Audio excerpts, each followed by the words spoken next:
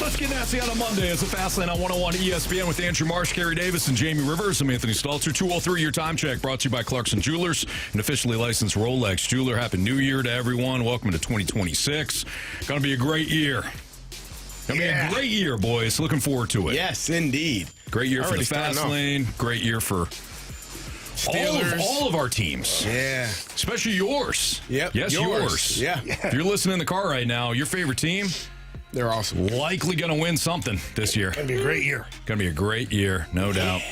Yep. All right, boys. Let's dive into the Blues, huh? Jamie.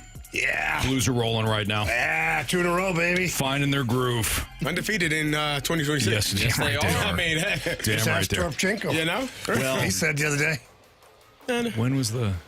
No, the Avs 2026. New Year's That's Eve. 25. That's right. About it? Nice. 2026. I wouldn't forget that. You were game. there. What happened? That was a lot of fun, by the way. there. Those are the games where I want to tell people. So you think you want to be a broadcaster, huh? Yeah. My ass hadn't even hit a seat yet, and it was 3-0. Jamie was in the service elevator, and all he hears is, Yeah, literally. oh my gosh, what's happening? They scored the second goal, and the guy's like, Avalanche goal scored by... What? The guy'd like start over. And he comes back, he's like, the previous goal scored by... I'm like, oh my God, it's going to be one of those nights. Well, we're not here to talk about that game. that was we're not. 2025. You know what? That The was. Blues bounce back. Yeah. They did. They bounced back. So Blues 2-0, or actually, 2-0 in 2-0. 2026. I like where your head's at. Also shut out the Canadians 2-0. Jordan Binnington stopped all 25 shots in his first shutout of the season. Blues earned a strong defensive win. Robert Thomas and Berggren winds up scoring some goals as well. So the question is, how much can we lean on the Blues maybe finding a little bit of a groove here? And we don't need to extend it any further than that, right? We don't need to set up expectations in terms of playoffs and trade deadline. Let's just talk about if they find a little bit of a groove. Playoffs. Let's talk about the process. Let's talk about the process. Let's not do that. They have played, I think, more games than only the Minnesota Wild in the Western Conference. They've played the tired most. this should be. Yeah, no. That's not what that means. That means other teams have like 3-4 games in hand. Yeah, but they got to win them, Carey. Yeah, but you got 4 opportunities. Let's just focus on the positive of 2-0 and 26. We were trying to be positive, and you just got negative. I didn't get negative. You literally did. Like, well, how many games they I'm played? just being honest. I'm setting the table of reality. You know, you got to be realistic here. They played 43 games. There are teams that have played 39 games. So let's just focus on the New Year, wins. new attitude from you. Okay, please. I'd never do the New Year, new me. You get the same damn me every year. Oh no. The same damn me. I like who I am. I love me. Why the hell would I change? Honestly, that's incredibly healthy. Yeah. Why the hell It would really I is, change? but, Yeah. You just change the people around you. If they don't like you, you move on. Honestly, that's the best strategy, is if you're a crabby person or you've got a bad attitude, change all the people around you. There you go. Get rid of them, because they're the problem. Not you. Honestly. I'm cool. I don't know about any of you. What the hell's wrong with y'all? Yeah, no, that's the Carey Davis method. I like it. But again, is this a situation now where maybe the Blues are starting to find a little bit of footing here? You hope so. The hard part is, just to be realistic, is they've had a number of times this year where they've won 2 games in a row, and that third one just seems to elude them. Now, they've got 2 winnable games. I hate to say it that way, but you got the Blackhawks on Wednesday and the Mammoth on Friday. Blackhawks below you in the standings, and the Mammoth are right in and around at the same thing. It might be 1 point ahead of you at this point. You can do some damage there, and you've got to. You're a depleted team. You're missing a bunch of guys due to injury, but it doesn't matter. Some of the guys who you've put in your lineup have stepped up and played pretty well for you. Berggren being one of them. I really like it. Stenberg. Stenberg kid. This guy's a player, man. I know it's small sample size. A lot of season left, but when you have a head coach that puts you on the ice 2 games in a row when your team is up by a goal and the other team's pulled their goalie, says a lot about what he thinks you are as a player, at least your intelligence. So I think the Blues are trending upward. Jordan Binnington had himself a hell of a game against Montreal Canadiens. I can't imagine that game without him. In fact, I can't imagine the Avalanche game without him. Honestly. I know he got lit up there, but I after the first period, I broke down the first 4 goals on the air, and I don't think one guy was even obstructed by a Blues player. When Nichushkin was alone twice. Bless you. Thank you. Nathan McKinnon just out-muscled a Blues player. Can't remember who it was. Yes, I can. Out-muscled a Blues player, puts it in an open net. I mean, what do you want the goalie to do on some of those? Yeah, I mean, that team's playing on a completely different level. Not only, against the Blues, but literally against any other team in the NHL. Well, not the Florida Panthers last night. Okay. Not the Florida Panthers last night, Marshy. Just saying. They're beatable. It's a big win. Ever tell you a story about this David versus Goliath? I've heard that Okay? one. The story that is in the books and all that is completely inaccurate, by the way. Really? Yeah. Yeah, Is that David because- wasn't as small as people are letting off to be, Like, over the years, how it's like a story, it's like a fine wine, gets better every year. Well, this is obviously a really long time ago. And apparently the size discrepancy wasn't as big as it is. And now over the course of time, David, he's like this 4'11" guy against a 7-foot giant. Sure, that's what they said. Yeah, that's not happening. Are you saying And that it wasn't like just a one little rock that hit him. Like, it was... I imagine there was. I like the story the way it is. Sorry, Carey, spoiler alert. I like facts. Yeah. My bad. This is a show of stats and facts. We do know. Yeah, you better do So, that. like, the David that you're alluding to actually won the last 2 Stanley Cups. And so maybe it's not as much as the David versus Exactly. Goliath See? thing. Because Marshy gets it. the David in said, story won the previous 2 Stanley Cups and are a good He won team. his previous 2 fights with other Gotcha. larger people. Yeah. Yeah. Yeah, he was coming in kind of undefeated. Yeah. Well, you know what, though? Sneaky tough. Blues beat the Panthers earlier. Yeah, so it's like they're the Same. defending champions now. Yeah. Pretty much. Yeah. I don't. No. That's kind of how it If works. that's how you want to do it, you know what? I'm Here it all comes for it. again. I said, Peter Positive's coming back in again. I stopped myself because I don't want to, throw anything out there. Tony for you all. Robbins over here. I don't want to ruin it for you. Motivational. Tim Robbins. Wait, Herbie Hancock. How about Torpchenko? He gets a new contract extension. Yeah, look, I see a lot of people online talking about the price tag being hefty at $2.5 million. It is, but if you're going to go down that route, Matthew Joseph's playing on your 4th line. He's making $2.9 million this year. And the cost of doing business. The NHL, the salaries are going up every year. And, Torpchenko could have been an unrestricted free agent. Does he get 2.5 on the open market? Maybe. I'm not sure. He wanted to stay here in St. Louis, loves wearing the blue and out. And at least he's a guy that night in, night out, you know what you're going to get from him. Mm-hmm. Like, you just know. He's going to go up and down the ice at 100 miles an hour, hit everything that moves, and he's going to run into the goalie every once in a while. He's going to score a goal, too. Yeah, he scored a goal, Yeah. and he's a great penalty killer. So, congratulations to Torpal. Nice job there. All right. It's Fastlane on 101 ESPN. More Blues to come. Jeremy Rutherford, our Blues insider with The Athletic, will join us at 3 o'clock. We also have Monty, Coach Jim Montgomery, joining us at 4:30. I imagine Monty's always steady, which I appreciate. He somebody like, Carey, we're talking about not changing. Yeah. He is somebody that is steady, he believes in the process. If he's got to make his changes and things like that, he will. But when he's talking to us or other members of the media, he's always a steady presence. So I imagine he'll be in a great mood, especially with the Blues winning back-to-back games. So again, Blues undefeated in 2026. Yeah, sounds great. Yeah, certainly does. We are not undefeated in 2026. We as a show, not undefeated in 2026. What? In fact, we're 0-1 against the Rizzuto show. We'll tell you the latest. We did not lose, but we did not win. We'll tell you what happens next.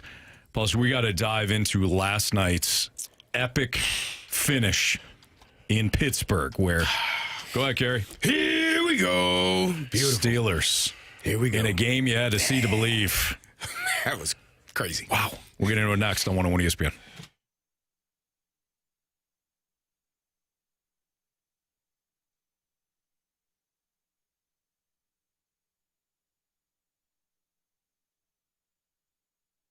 The world's largest sports book is in the palm of your hand with Circa Sports now available here in the beautiful state of Missouri.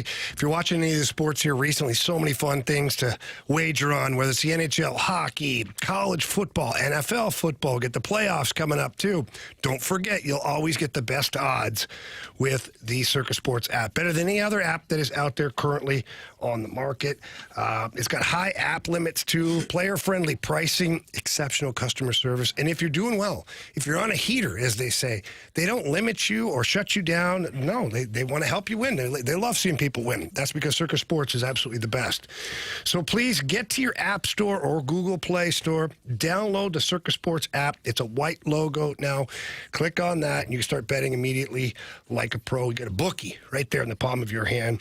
They got high betting limits as well, tight money line splits. Every night they've got something fun going on over there at Circa Sports. So please don't miss out on any of that action. Download that app, bet like a pro today, and don't miss out on any of the fun stuff going on over at Circa Sports.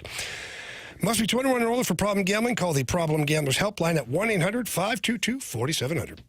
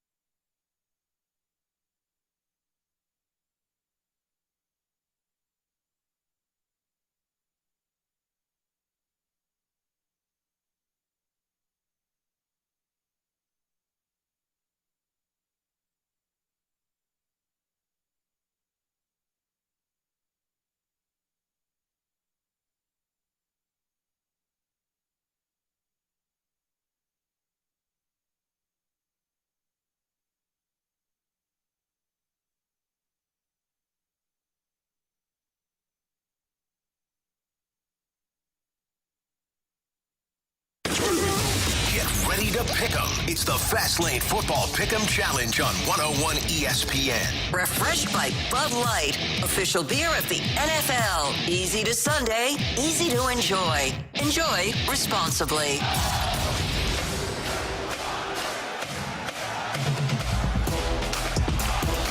So we lost yesterday in the Pick'em Challenge. A couple of games really cost us, including the game last night. The majority of us were on the Ravens.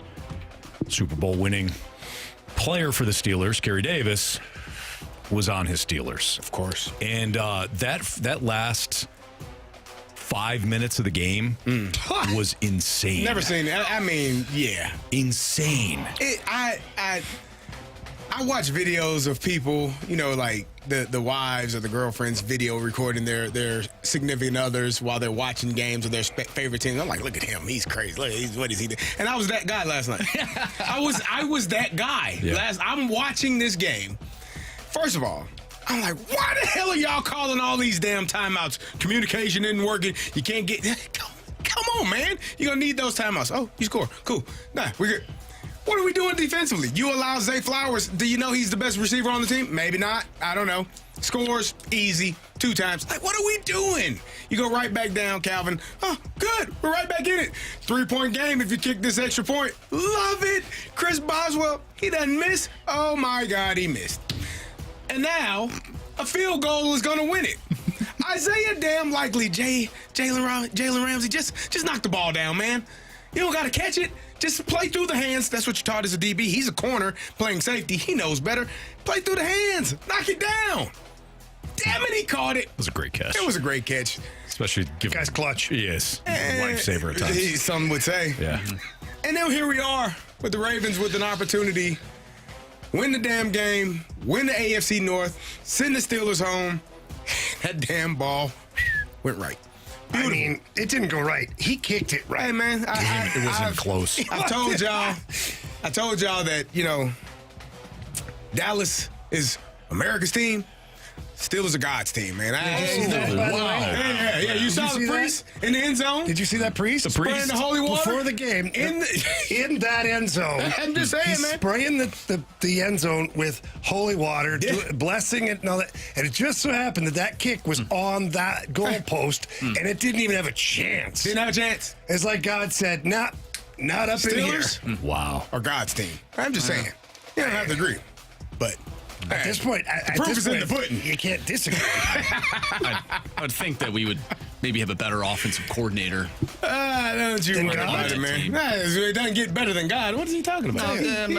Offensive coordinator for the Steelers. Did you see those last couple of drives when they scored? Are you telling me God can't call a great offensive play? Or hit a Not what curveball? I'm not. Tell me. Jesus. Can't hit a curveball? Yeah, so I got to admit something, guys. And I didn't know if I was going to today. Oh, right here on the airwaves, God. Yep. I'm going to be honest, and you guys have not heard this. I'm sharing it. I was kind of digging Aaron Rodgers' play last night. Whoa! Oh, you liked it, did you? I was like, you know what? This is kind of fun. You like a quarterback that didn't turn the ball over? He made some plays last night. He made some passes. The one he floated to Pat Fryermuth. Proud of you, man. That was pretty. I'm proud of you. He made a couple of sweet throws. Now the corner for Baltimore slipped on the Calvin Austin touchdown. I don't know what he was doing. He slipped. No, but I don't know what don't know he why was he doing. was that far off? I don't know. There's no reason to. It wasn't a good route. Like it wasn't a Calvin Austin didn't He just look ran a back. fade. He ran a hitch and go, but he stuttered and the corner's driving on it and he slipped. But there's no urgency in that moment. The only thing that can kill you is what killed you, and that's a hitch and go. And he got beat. So looking at the corner, I'm glad that he slipped. I'm glad that he fell. I don't know what he was doing and why he was in such of a rush to get to a hitch route. Yeah. He just rallied to make the tackle and you live to play another Yeah, play. because he's got no safety help. None. So you can't. Yeah. You're right. You got to play the sidelines. But I thought Aaron Rodgers, he made some big time throws. I don't think he's got a chance against Houston. But you know what? Aaron Rodgers won last time in the playoffs. As much as I have despised, Mr. Ayahuasca there. I thought he made some big plays. Watching that Houston team play again yesterday, They're good. that defense is savage. There's no chance for Rodgers. I'm sorry, Carey. There's no chance. So the only chance, That offense I do think they have a chance. They get rid of the ball really quickly, and usually Aaron Rodgers. Amazing does he's positive for his team. He does a really good job of getting rid of the ball quickly. You'll get DK Metcalf back, which that almost killed you. That he missed those last 2 games because of an incident with a fan. That was almost detrimental to what you're trying to do. DK getting back, I think Darnell Washington should be back. I know he was out last night. I think they'll be better suited to find a way to win game. And they did. There were times last night where I was like, what is Artie the Party doing, man? What is he doing? Why is he? Oh my goodness! And then you figure out a way to score. Kenneth Gainwell has been a outstanding football player for this team. He is definitely a different player than Jalen Warren, but he's great to have on this roster, and they've been playing well, man. I'm excited. I didn't have enough time to text you guys, but when they lined up and I saw that Jonnu Smith was in the slot, right before Kenneth Gainwell scored the touchdown around the edge, when they came up and they lined up and they had Jonnu Smith in the slot, I'm like, they're going to throw one to the flats to him, and it's exactly what they did. And he got 0 yards. I'm like, this guy is so predictable. Yeah. Arthur Smith is just It is paint by numbers, man. the one He's that brutal. they got stopped on the goal line when they faked the motion to the right and then they pitched it to the left. terrible. What is this? It's What all is condensed. this? Oh, that was so bad. Right before halftime, I'm like, what are we doing? Can I just ask a question as a non-football guy? Like, I love football, but non-coach, okay? Because we know Anthony's a successful championship coach. He is. And Carey, you're not too bad yourself. Thank you, sir. Appreciate it. You line up in that formation. You send the one guy in motion. I feel about that. And you... No, you're fine. Okay, thanks. We're amongst greatness here. And then... Thank you, Jamie. You send the guy in motion. Did you think all three defensive guys were going to run with him? I think they Like, thought they someone would run with They him. left the one guy out there. You'd have been better off to send him in tight, too. Bring him in tight, and then just get the one-on-one. and to be able to outrun him. Not one-on-two. Man, it was a rough call, and I saw it. I'm like, that. I was like, he's is not even close. No. Nah. And that frustrated me because you got the ball back. You kick the field goal. Yeah. You get the ball back. Then you get a chance to go. I'm like, what? That? I understand the moment, but I'm glad they were able to find a way to win the game. Then you're not worrying about the final kick at the end of the game. Right. There was several teams that wound up either winning or we'll get to the Eagles and their decision not to play their guys in a little bit, but we can kind of shed some light there. But there's a couple of teams you look at, you're like, you're limping in. I mean, the Steelers obviously have some issues. The other team that I thought, until they woke up in the second half, the Bears. Oof.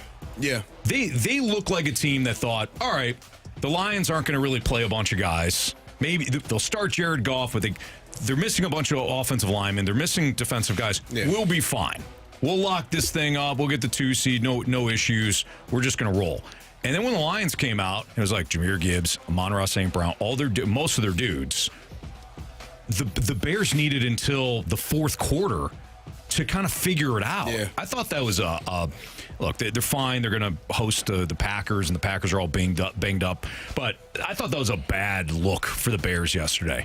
You want to create some momentum going into the playoffs. And I think Ben Johnson kind of ripped into him because of it. Like he's a coach that has kind of a mindset and a standard, and you don't take plays off, you don't take games off, you don't miss opportunities. And it almost was a missed opportunity. We're going to talk about the Eagles later, but thankfully for the Eagles, it became an opportunity for you to still be the number 2 seed. But yeah, you can't have those letdowns and not perform at your highest level, especially the way that they've been playing all season. They're the number 2 seed, a team that you were almost ready to write off Caleb Williams over the last year. Like, oh, he's done. He's not a good quarterback. And now you're sitting here firmly with an opportunity to make a push for the Super Bowl.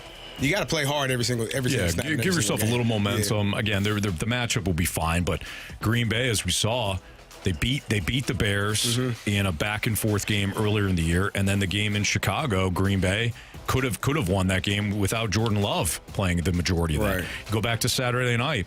49ers finally matched up against a defense that has a pulse, and they couldn't do anything. I was very disappointed in them. I mean, they went from banged up all season to who the hell is going to play in Philadelphia on defense? Oh, yeah. That was, to me, the 49ers not showing up at home in a game that allows you to be the number one seed, and you don't. That was very disturbing for me. Like you gotta come on, man. Like, and especially when you're the home team and you're everything is in front of you. You either the number 1 seed or what are they, number 6? Yeah. Like that's what's on the line, and that's the performance you give.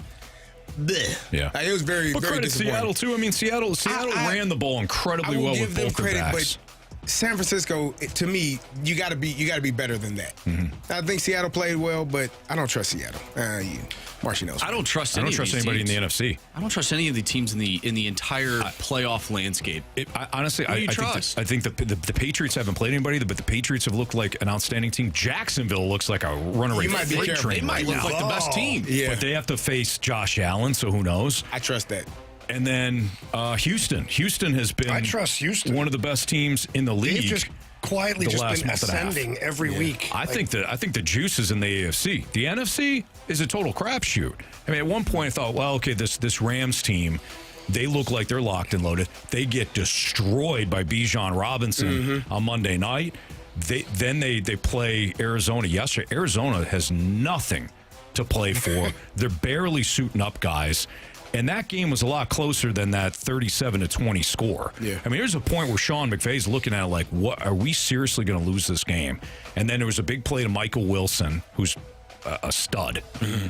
Big play to Michael Wilson that got wiped out, and that's when the game changed and the Rams were fine. But, I mean, no, I don't trust anybody in the NFC. And again, we'll get to the Eagles, but what a mess that is. Carolina, you should How send, do you get listen. you should send a big gift basket to Atlanta, not just for beating the Saints, to me really quick? but beating the Falcons twice. That was ridiculous. Can you explain to me how the Panthers got in? Tiebreakers. It's Because the Atlanta Bucks and won the Tampa. tiebreaker against the Panthers. but they had the same record, and I think it's But then versus common opponents or Yes. something like that. It comes down they to had common the, they had opponents. the Why same did the record Falcons not get consideration with the same record? because their record is lower. No, they were all No, tied. they're all tied. Falcons, Oh, the Falcons are 8-9, yeah. Falcons first place team. I know. Like, I'm just. No, they're all 8-9. Yeah, all the tiebreaker situations. Okay. Atlanta lost to Carolina twice, so they okay. couldn't. I didn't know. I Yeah, forgot they that. couldn't get in. All right. And then Tampa and Carolina, based on the what CD said in terms of common opponents, Carolina had a better record against common opponents than Tampa. So And they that's how that split works. when they played each other. So, Yeah. yeah. It's weird. Just real unfortunate that a 8-9 team is getting in over a 9-8 team. Don't you think? 9-8 team that was playing hot defensively. One of the best teams down the stretch. There's no doubt about it, Marsh. There's no doubt about it. Brian Flores going to look real good in Atlanta next year. I mean, is that not the perfect spot? It would be. It would be. It'll be nice having them back, though, because I don't trust Atlanta to make a good, sound move. Hey, we wiped out everybody. Anybody that has made a decision outside of the owner got fired. We'll get into the Black Monday situation in the NFL in about 15 minutes, but we got to get into this college football quarterfinals. Wow. Yeah. Wow. Yeah. yeah. Ohio State Oh, that's not what I was talking did not show up. about. Nah, whatever.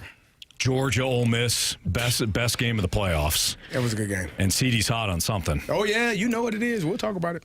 Illinois? Oh, no. It's a Big Ten. His Big Ten bias.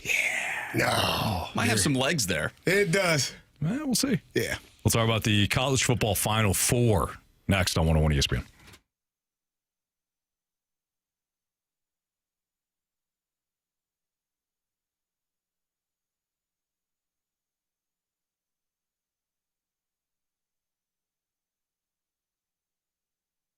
ESPN is your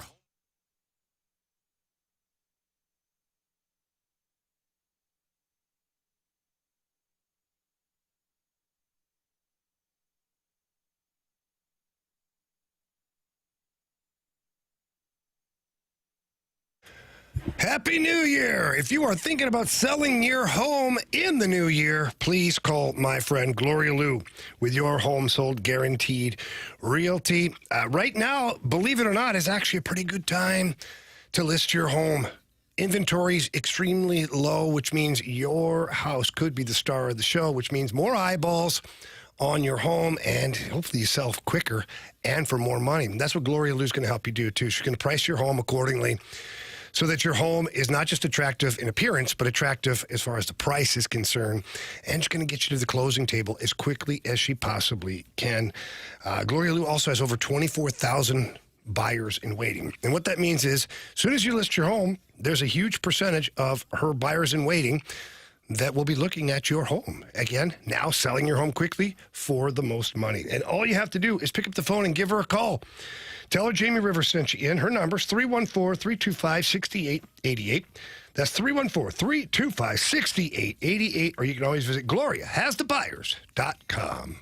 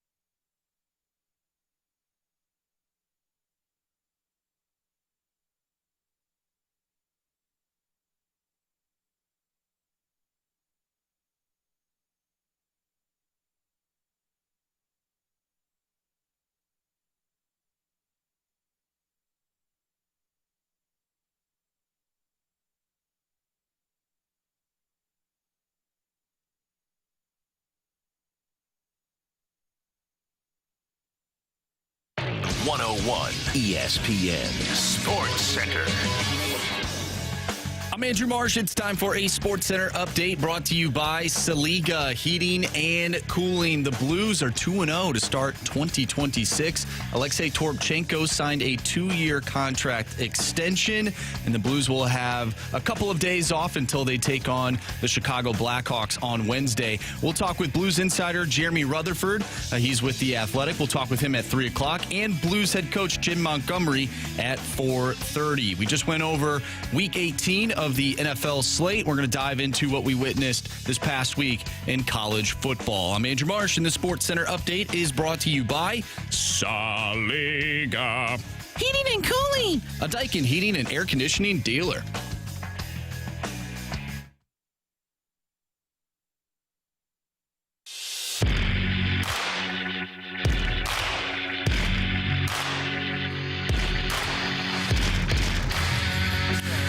I did not see the Miami upset over Ohio State. And maybe I should have, because Miami defensively, as we know, they had one of the best, if not the best, defensive lines in college football this season. But even then, I did not trust Carson Beck. Mm-hmm. I thought Carson Beck was going to make one or two plays that tipped the scales in Ohio State's favor, and Ohio State was going to be fine. Carson Beck, though, he played fine, played well. Game manager, and Miami's defense was absolutely relentless. I mean, they completely shut down Ohio State's offense, forced some key turnovers, and this win snapped Ohio State's title defensive hopes. They shut down the offense, but Jeremiah Smith had a hell of a day. Mm-hmm. He had 7 for 157. Carson Beck didn't turn the ball over. That was the main component for why Miami was able to have the success. And I love Mark Fletcher, the running back for Miami. I think he's a downhill, hard-nosed, really good young man. Like, you hear him talk, he loves football and he loves God, and he's all about, the game and taking care of his business. So I love watching him play football.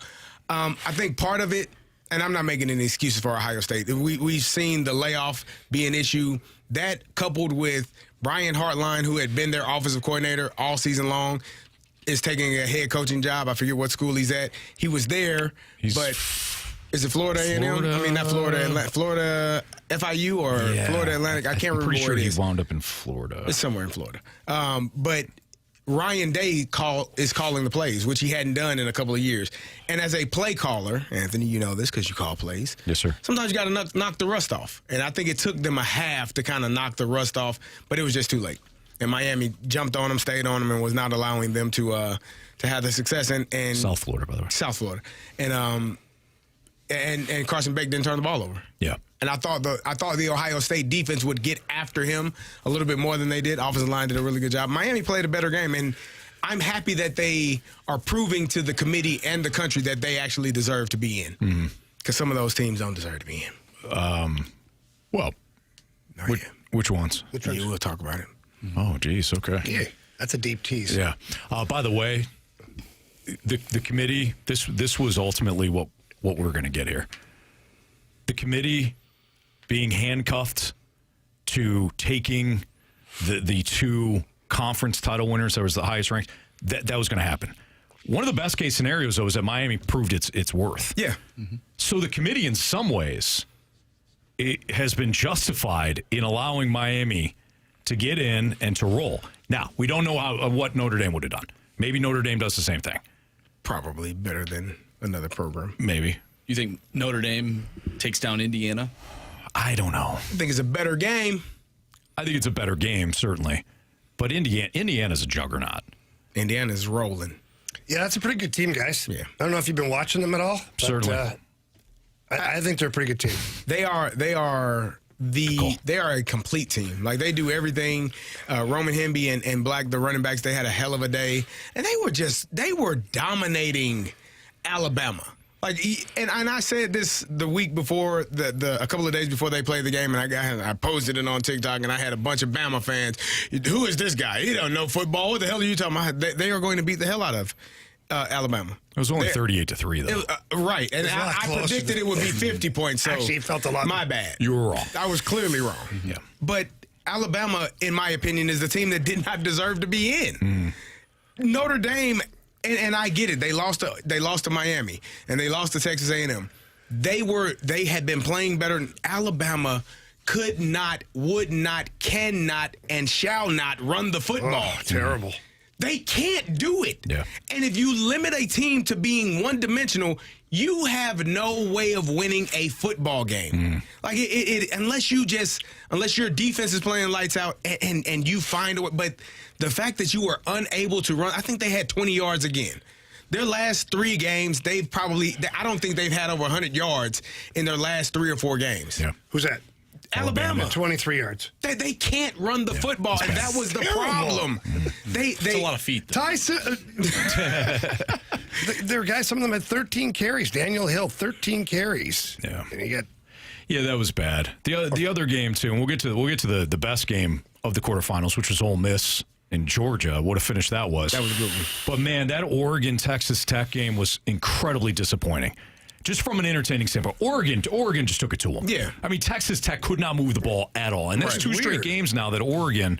Well, sorry, I shouldn't say 2 straight games because James Madison actually moved the ball on them, but it was in the second half. I would put that against the second and third team guys. Yeah, it was second half. Oregon started pulling starters. I'm not going to crush them on that, but Yeah. At least they scored. Oregon, yeah, They did get 3 points with all of the starters out there. Texas Tech's defense gave the offense and the team every opportunity to win that game. Yeah.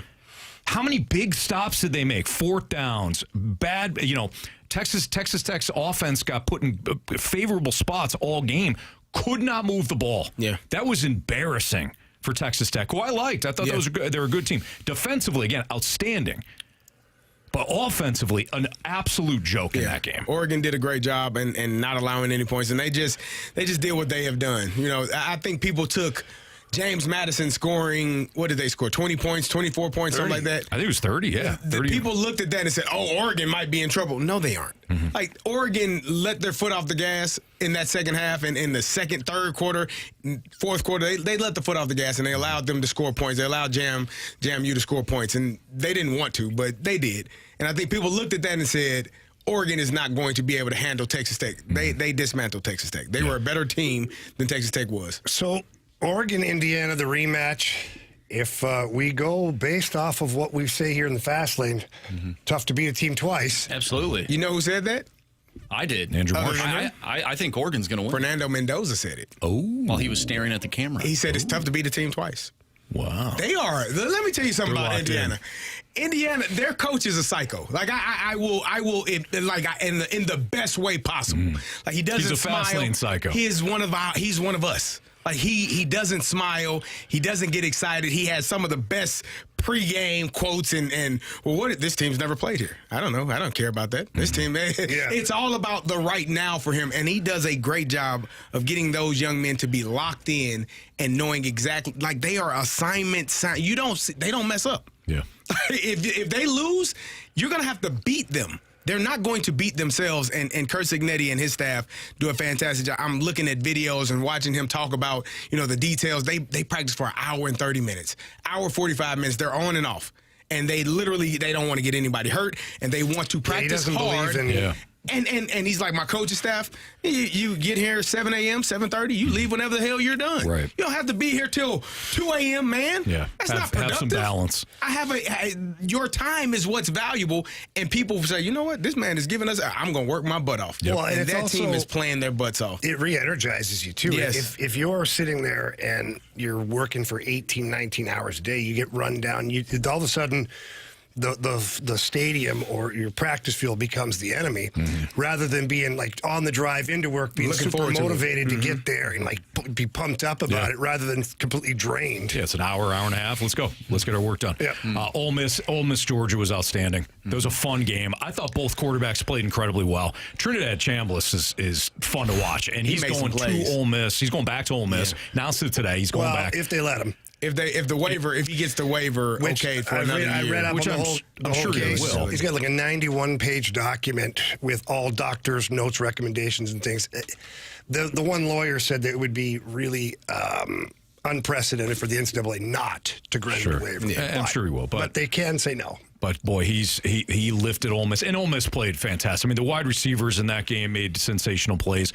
And I thought on losing side, and I texted you guys this, I thought Gunnar Stockton played a hell of a game. He got smoked so many times. Oh, my goodness. Including the one where he took the helmet. He jumped up knowing he was going to get crushed and just flipped it out to one of their backs. Yes. I can't remember which back he flipped it out to.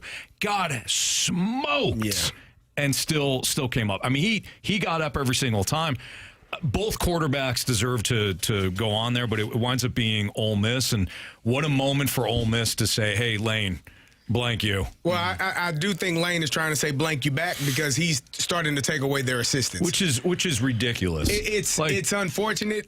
Just because you don't, I'm sorry, Carey, but let me get on my soapbox here. Just because you think that winning a national title is easier at LSU. By the way, your team that you built, your blood, sweat, and tears, is in the Final Four now. Yeah. Mm-hmm.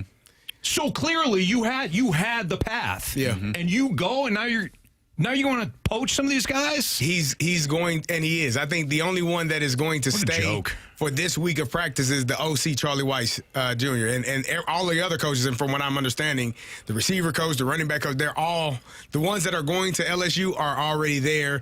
And I get it. Why would you not let them just finish the damn season? Why would they not want to stay? Because it's not. Well, I think it's twofold. I think Lane is like, screw you. You didn't let me coach, and if you win, you're probably not going to win. So that's kind of how he's looking at it.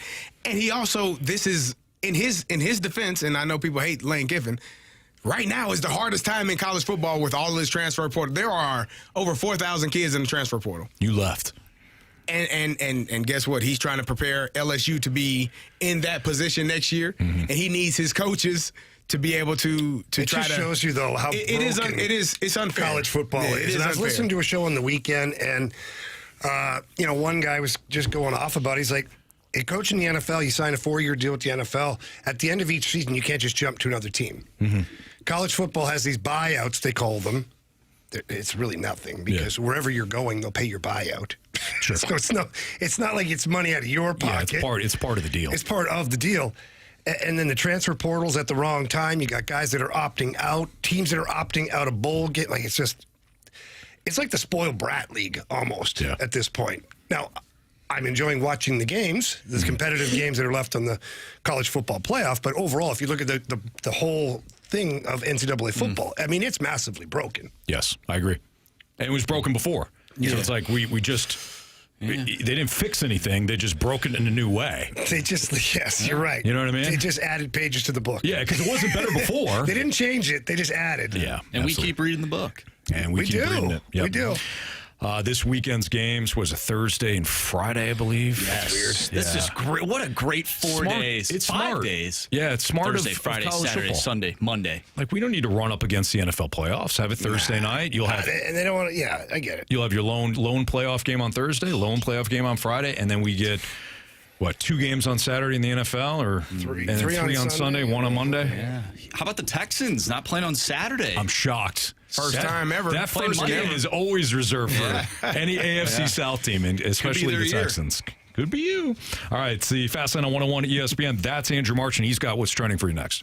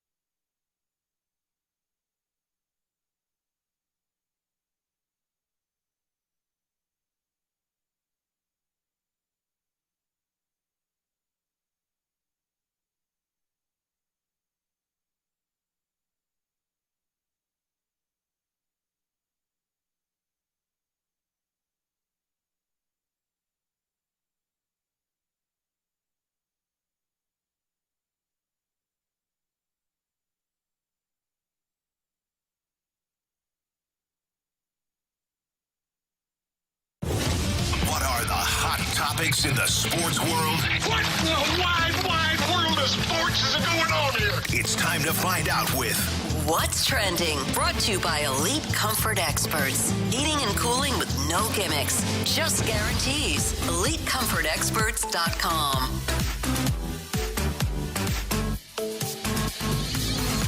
Welcome back to the Fast Lane here on 101 ESPN with Anthony Stalter, Jamie Rivers, and Carey Davis. I'm Andrew Marsh, and it's time for What's Trending.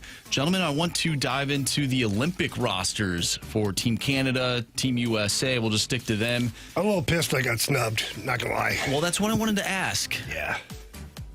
What do you think about the rosters? Are there certain players, including yourself, that did not make the roster that maybe you thought should have? I find these things so difficult because you're literally talking about one all-star player being replaced by a different all-star player.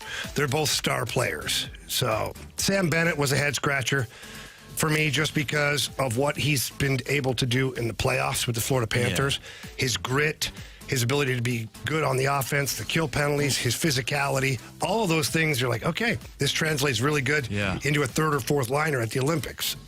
They picked Nick Suzuki ahead of him. I don't necessarily know why, unless they plan on playing Nick Suzuki in the top 6, which I don't think that's going to happen. Mm-hmm. But again, it's like it's splitting hairs at this point because you look at Nick Suzuki's stats and you're like, okay, he deserves to be there. Yeah. I think Doug Armstrong said something, people were questioning, why is Jordan Bennington on the team? All that stuff. People well, outside of St. Louis. Question it this year. For sure. But, you talk about track record and what he's been able to do in his career. I look at the same thing for Sam Bennett. I don't know why he's not on the team. Well, I look at his pedigree. Okay, he's got 2 Stanley Cups and he won the 4 Nations. He scored a huge goal in that final too. 100%. So for me, he's got the pedigree for sure to do that, and he knows what a tournament feels like because of the 4 Nations tournament. He's played at the World Championships before for Canada, so I didn't see that one coming. Mm-hmm. As far as some guys making it and other guys being left off, I mean, it happens. Again, it's star player and star player. What about Jason Robertson? Yeah, that one's a head scratcher for me. It really is. And, what's weird is before the season even started, I didn't think Jason Robertson was going to make the team just on the way Bill Guerin was acting towards the player. Like, not mean to him, but just when he was asked about the player, well, we'll see, blah, blah, blah, I got to build a team here. Mm-hmm. It can't just be a bunch of first liners top to bottom. We need some plumbers. We need this. We need that. Yeah. He always seemed to allude to the fact, he almost made it sound like, he's probably not on my list. And then, Jason Robertson is tied for 8th in scoring in the NHL right now, and he's not going to play on Team USA. In fact, he's the highest scoring U.S. player in the NHL right now, and he's not going to play on that team. How about that? But local boy Clayton Keller. Yeah. He gets the call. So the Tkachuk brothers, that's not a surprise that they're going to be on the team. Clayton Keller had been left off the 4 Nations team, which was some people that was a head scratcher for them. And Clayton Keller stepped up, had a great first half of the season, and now he'll play on Team USA. So 3 St. Louis kids on Team USA. Pretty that's impressive. Excellent. That's awesome to see. And that's no surprise.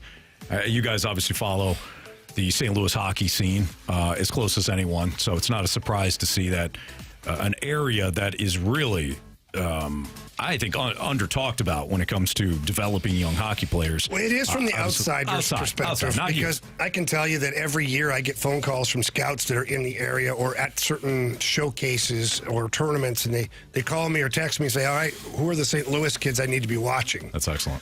Because they know that good programming is coming out of this city. Mm-hmm. Last thing here, Canada, World Juniors, falls to Czechia. Oh, yeah. Wow. What did you think about that? Where do you think Canada is in terms of their young talent in playing in this tournament specifically? Because it's been a few years now since they've found success. Canada has lost all focus.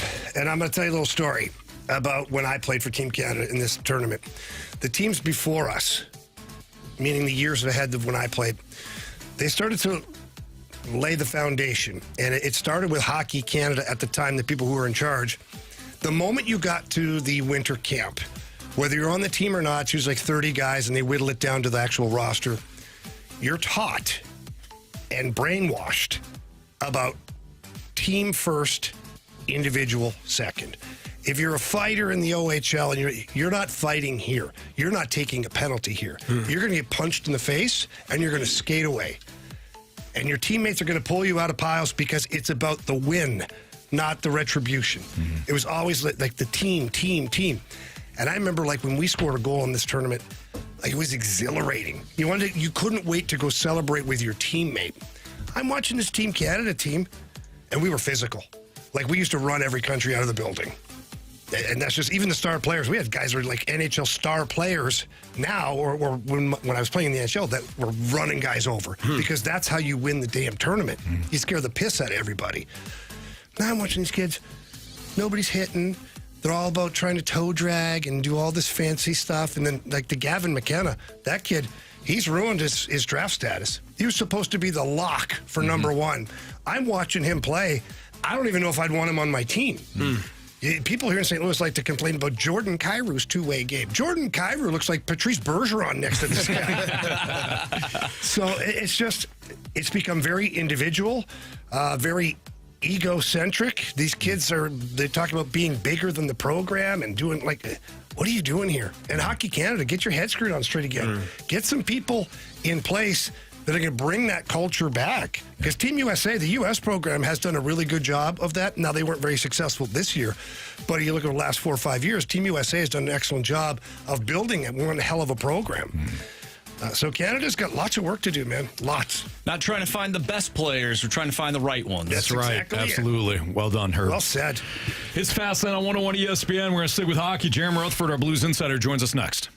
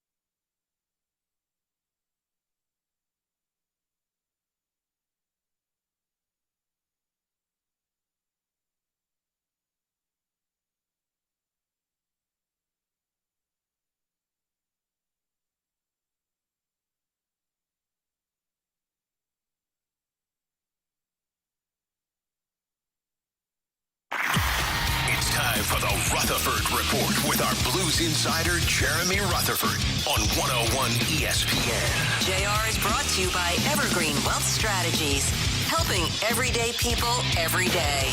Visit evergreen-ws.com.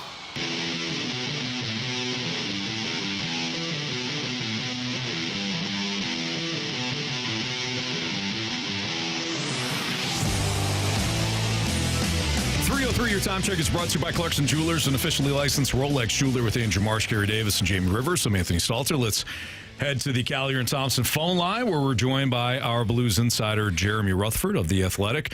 JR, Happy New Year. Happy New Year to you guys, too. Yeah, just picking up the little guy from school. What do they get, a month off? I have to refresh my brain here, remember to pick him up at 3 o'clock. Yeah, they get a month off, and then I'm sure they'll get a random Friday off in the next couple of weeks. It seems to work that way. JR, the Blues, back-to-back wins over the last week now, or weekend. What has stood out to you about the way that the roster being as depleted as it is? What or who has stood out to you the most in the last couple of games? Yeah, I think when you look at the way that Colorado game unfolded, to be able to bounce back from that, and that they're a great team, and like Riv said before he gets a seat, the Avs are up 3-0, and that's humiliating. I mean, I don't care what level you're talking about, especially at the pro level. But I think that to be able to come back and pick up a couple wins, and the way they've done it, playing a good Vegas team. I know Vegas has lost a few, but they're still atop the Pacific Division. And then you look at Montreal, the way Montreal has played this year. The way that the Blues came out with Jordan Binnington looking like the old Jordan Binnington, and Robert Thomas playing his tail off. I think that's what stood out to me, to be able to come back from that Colorado loss and play the way they have. Yeah, JR, let's talk about Jordan Binnington just for a second, because although the score was very lopsided in Colorado, I didn't think Jordan played poorly. I mean, without him, It may have been 10, 11, 12 goals. I mean, who knows? But then, in typical Jordan Binnington fashion, he kind of ignores that or puts it behind him, and then comes out and plays like a rock star against the Canadians. What are you seeing in his game? Yeah, that's the thing, and you're right. I'm glad you said that, because he did not play poorly in that Colorado game. That was a team thing there. But you look at Jordan Binnington, and even this year when he's played well, Riv, I don't know that we've seen that lock it down, highlight reel save where the Blues are tweeting video of the saves after each one, and that's what they were doing after this last game. And Jim Montgomery acknowledged, whatever word you want to use, that I'm sure the pressure of making Team Canada, was probably tough this season for Jordan Binnington.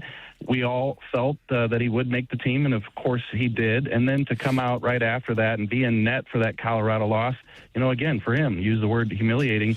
And then now to play the way he did over the weekend, he just needs to reestablish himself. He needs to get playing well, not necessarily just for Team Canada and to get that starting job, but for this Blues team to see if they can make a run. JR, Justin Falk is now the team leader in goals and scored another one against the Golden Knights. Is there a hope or a thought process that if the other guys can actually maybe take the lead in goals and do the job that they're expected of them, the Blues can actually go on a run here? Yeah, and you know what, CD? I actually spent about 15 minutes at Justin Falk's locker stall today. I'm going to write about him for The Athletic. I think the article will be out on Wednesday. And you want to talk about what a pro this guy was? I said, I just threw out the question to him, if somebody would have told you that you're leading the Blues on January 6th and goals, what would you have told them? And not only did he say, the right things, he said that, I don't even want to highlight that or really talk about that, because what I want is 10 guys ahead of me in the scoring lead. And he couldn't have been, more genuine when he said that, and that's who, Justin Falk is. So that's definitely what all Blues fans want, is they want Justin Falk to have 11 goals and be 11th on the leaderboard in terms of goal scoring. So, they're just going to have some guys, come out of their what we want to call, season-long funks, including especially those top guys. And, I think the effort that we saw from Robert Thomas, is he a guy that could end up leading this team in scoring at the end of the year? Jake Neighbors has had, a good offensive year. You need Buchnevich to kind of keep trending in the right direction, and then Jordan Kyrou as well. So, I just really like what Justin Falk said about leading the team in goals. At JP Rutherford is where you can find Jeremy Rutherford on Twitter. I know that you wrote revisiting the Bold Blues preseason predictions, which came out today, JR. What was the one, and we're going to actually talk about this a little bit later in the show too, but what was the one that really stood out to you like, oh man, okay, this one actually has already hit or is likely to hit? Yeah, there was a few of them. And guys, we do this every year, and it's pretty interesting because you can kind of just do a little time lapse and see where expectations were and see what reality is now. And I think expectations versus reality this year was drastically different than years past. So, it was, pretty eye-popping to see somebody say, I think Jordan Binnington and Joel Hofer are going to win the Jennings Trophy for fewest goals allowed, this season. And then look where we are now. I think that somebody did, or a subscriber pointed out that I think Logan Mailloux is still going to need some time in the minors. And my reaction at the time back in October was, no, I don't think so. I think he's proven everything he can at that level. And look where Logan Mailloux spent 5 games this year. So that tells you what the beat writer knows. So it's just fun to kind of go back and look at these. But, they're playing better, and there's still time to change some of these predictions.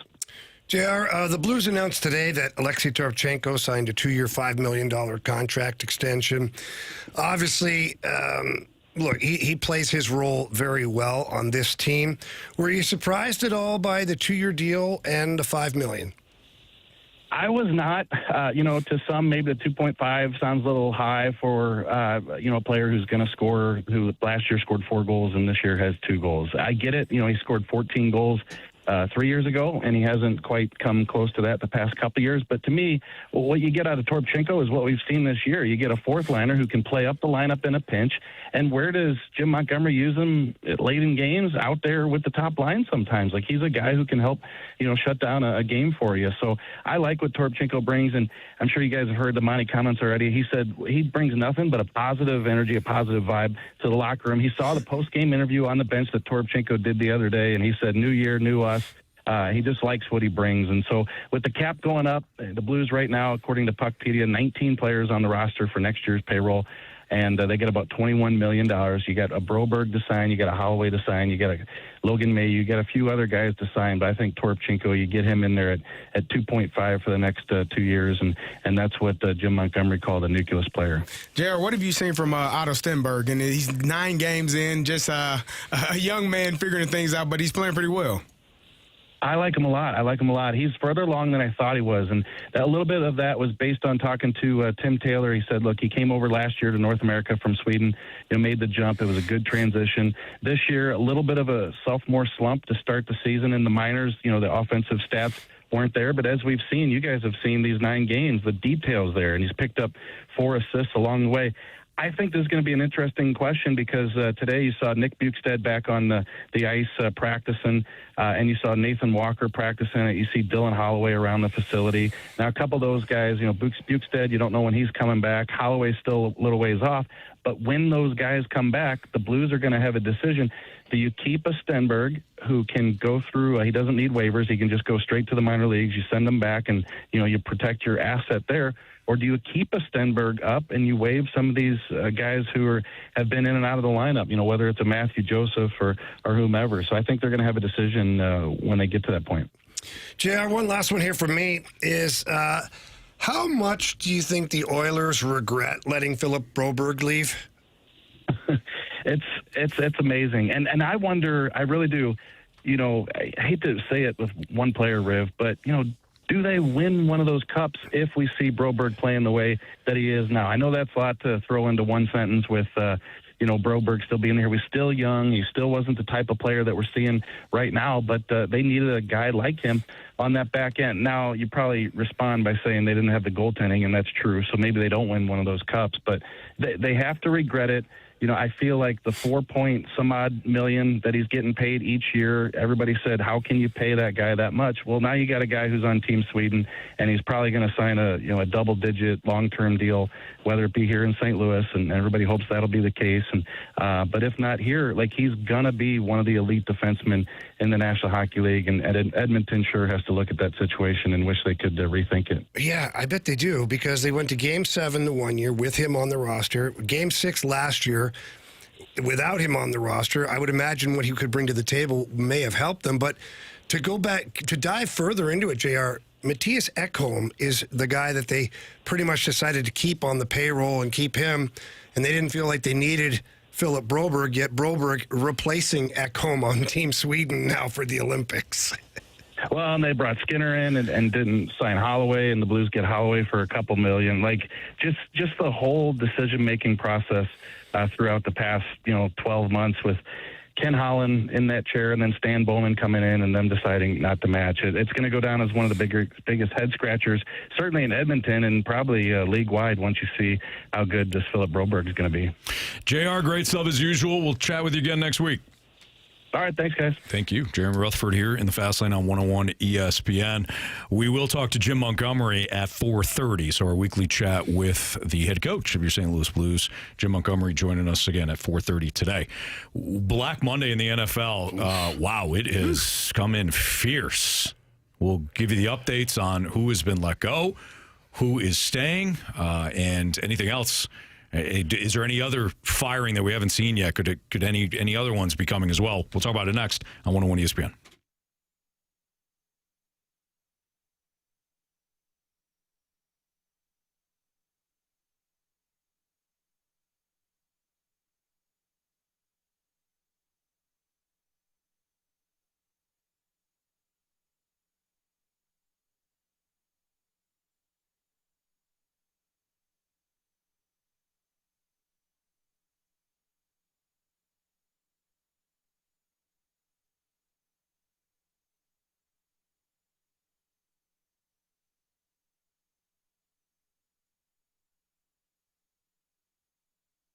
Well, the playoffs are here in football, and Underdog is a great spot when it comes to playing the playoffs throughout the year to win some money, and it's all based on your hunches in the NFL. That's right. So you can play on Underdog. It's easy. You just choose whether or not a player will go higher or lower on their stats. So we're talking about, obviously, yards, rushing yards, receiving yards, touchdowns, could be interceptions. I've seen sack numbers at Underdog. When it comes to playing this weekend's games, Buffalo has struggled against the run all season long. So having Travis Etienne as part of your plays, whether it's an anytime touchdown or whether it's Travis Etienne to go higher on his rushing yards, I know that I'm going to include Travis Etienne in a lot of my picks moving forward. How you want to build your card, it's completely up to you. But if you get your entries right, you can win up to 5,000 times your cash, all courtesy of Underdog. So download the app today. Use my promo code Anthony to score $75 in bonus entries when you play your first $5. Again, don't forget that promo code at sign up. Just my first name, Anthony, at Underdog, where you can make plays and win money. Must be 18 or older and present in Missouri. Terms apply. See assets.underdogfantasy.com/web/play and get terms. _DFS_.html for details. Concern with your play, call 1-800-GAMBLER or visit www.inspeedgambling.org.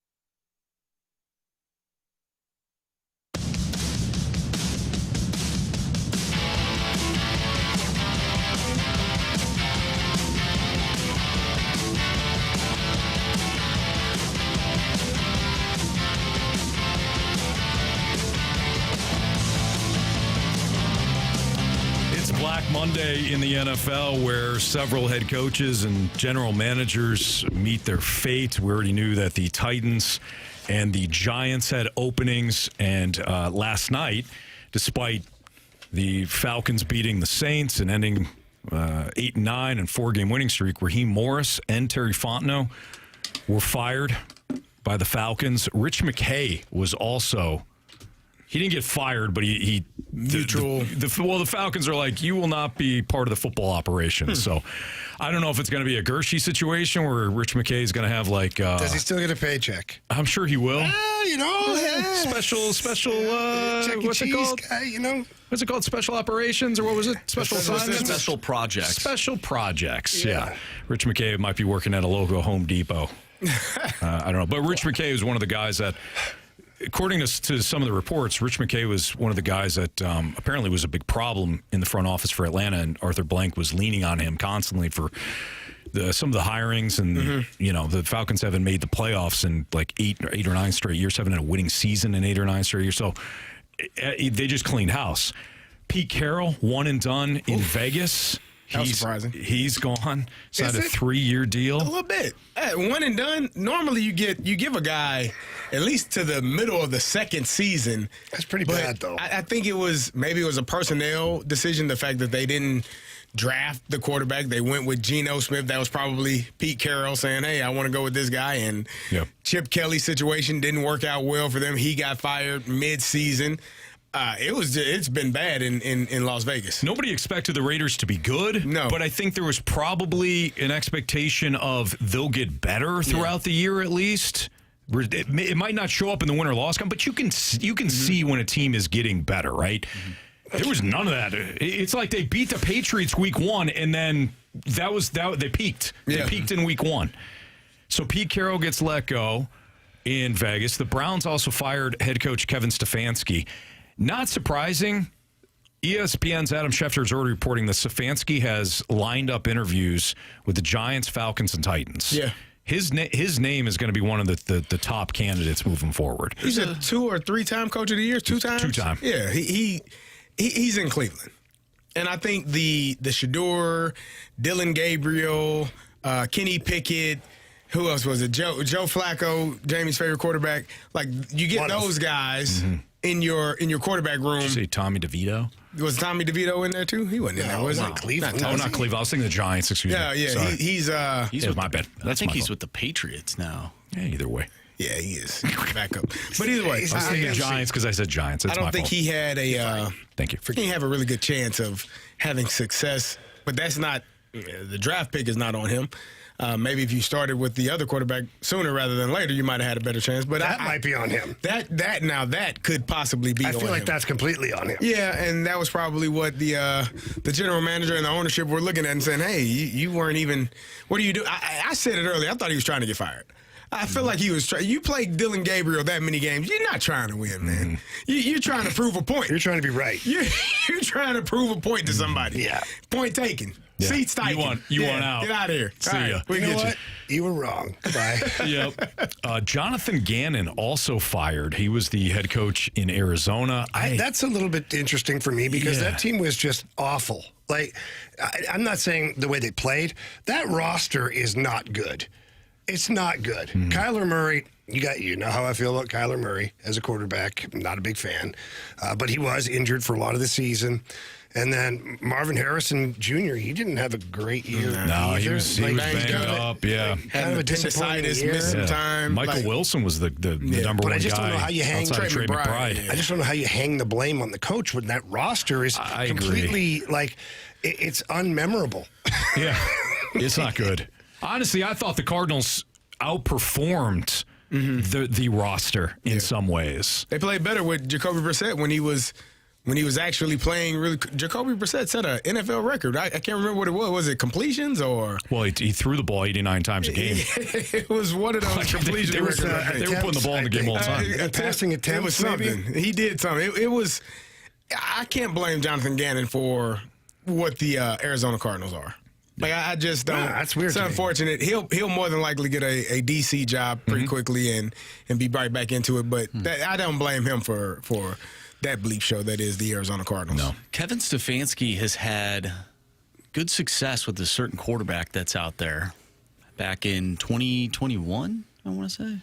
Kirk Cousins Yep. in Minnesota. Kirky football, Yep. baby. Yeah, he was the OC in that year, wasn't he? See, that's how he got the job in Cleveland. There you go. I wonder if he goes to Atlanta. Maybe. Kirk Cousins stays. They could You do, guys they could think do a lot that worse.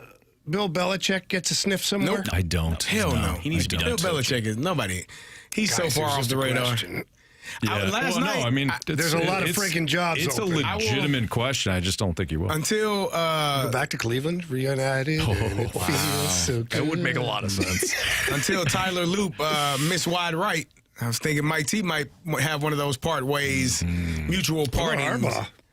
That's another one. I think John Harbaugh is okay though. Like I think I'm sure some Baltimore people will be upset that he's returning, but I mean, your quarterback was hurt for a number of games. People were hating on Lamar as well. Oh, we need to move on from him. Go ahead. Have fun. Good luck. You know what? I'll take him. Send him to Pittsburgh. You're that damn mad. Send him to Pittsburgh. I and have see how seen upset you. Go ahead.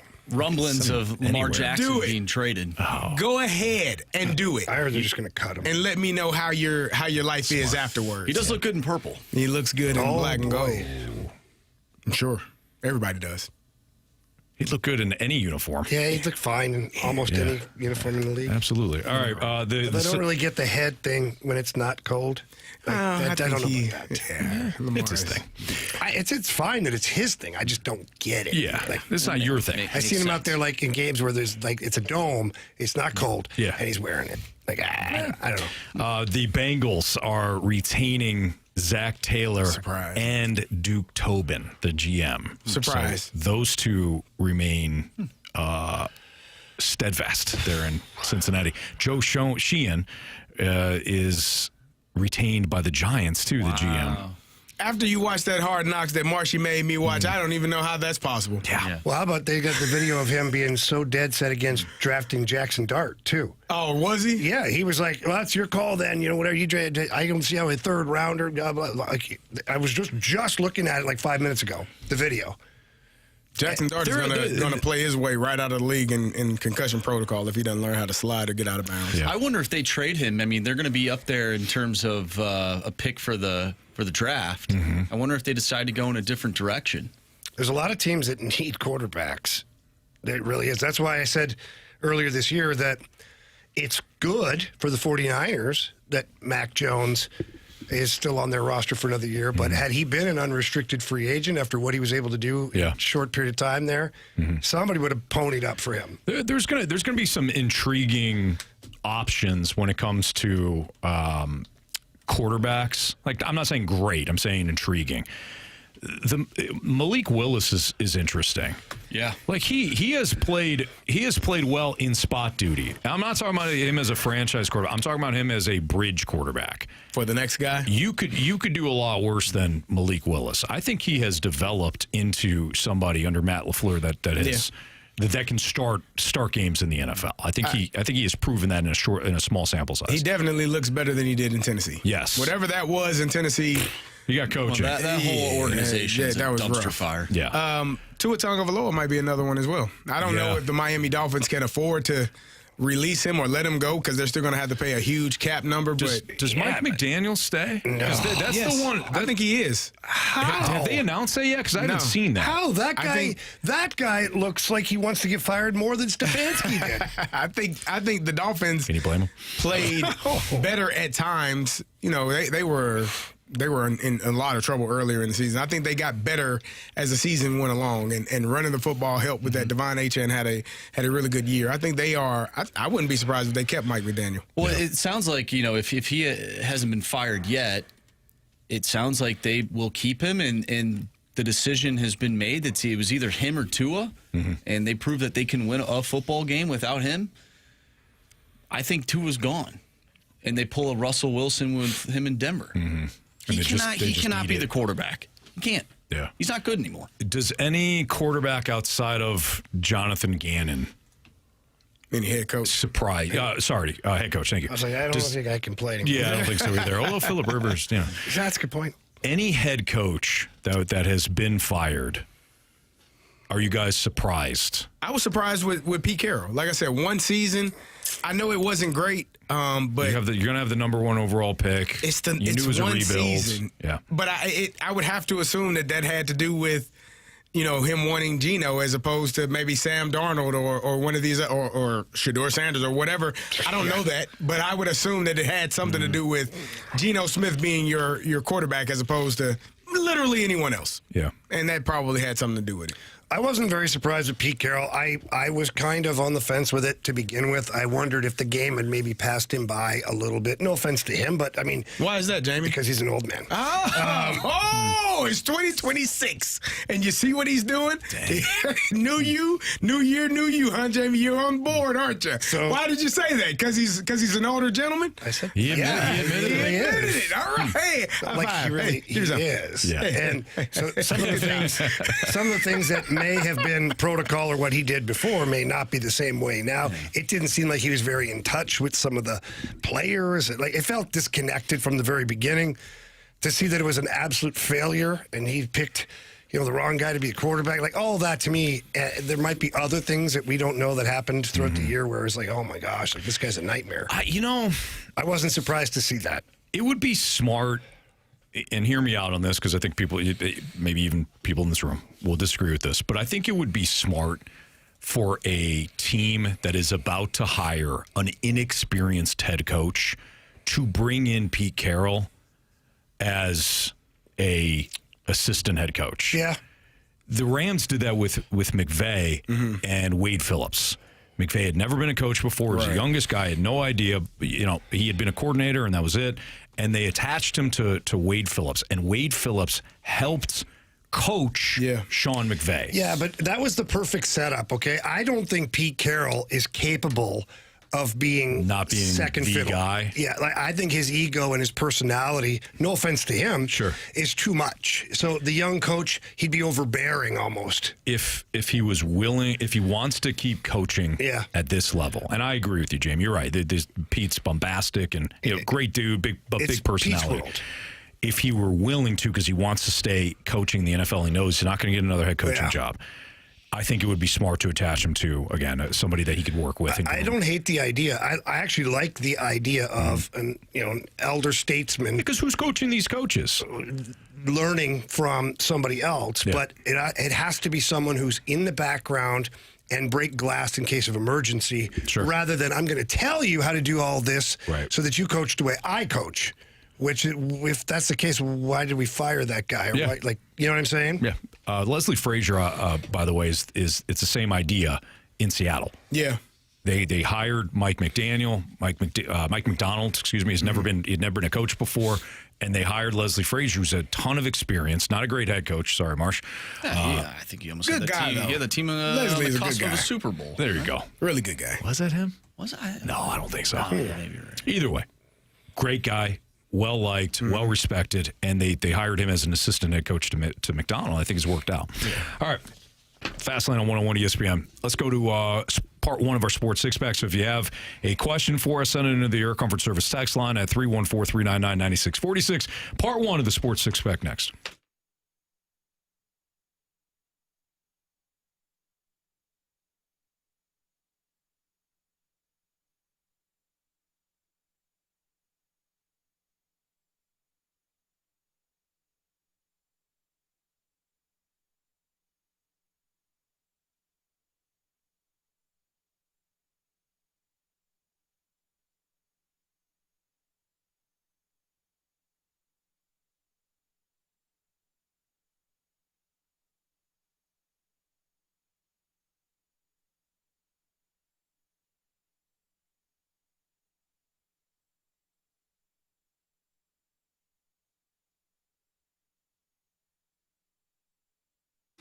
One of the things that I made sure to do when I was on break is head into mentality. I knew that if I wanted to continue to feel as great as I have over the last 2 years now, mentality is fantastic. The program sets you up where you're going to have success when it comes to upping your free testosterone.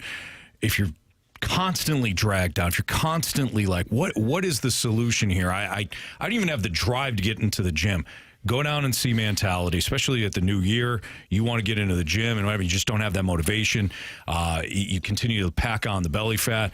Man, go down to Mentality, 2 locations, Chesterfield and South County. And Jamie, they have worked fantastic for both you and I. Yeah, they really have. And it's really simple. So you just get your blood work done, and that tells them everything they need to know. It's not a guessing game. It's right there, black and white on the paper. They create your program for you based upon your blood work. And then the blood work, I think it's every 10 weeks or so. Again, just to make sure that nothing else is changing and that the program's working. They really are fantastic at what they do. And if you want more information, you can always visit them at their website. Yes, you can. You can visit them at mentalityhealth.com/radio. They've got great, they basically, you go over every sort of program that they have and see what they do. Best yet, though, go in there and tell them that Anthony and Jamie from 101 ESPN sent you in there and find out what they do, because you're going to feel fantastic in just a few short weeks. And you'll be back on track when it comes to feeling your best self. It's Mentality.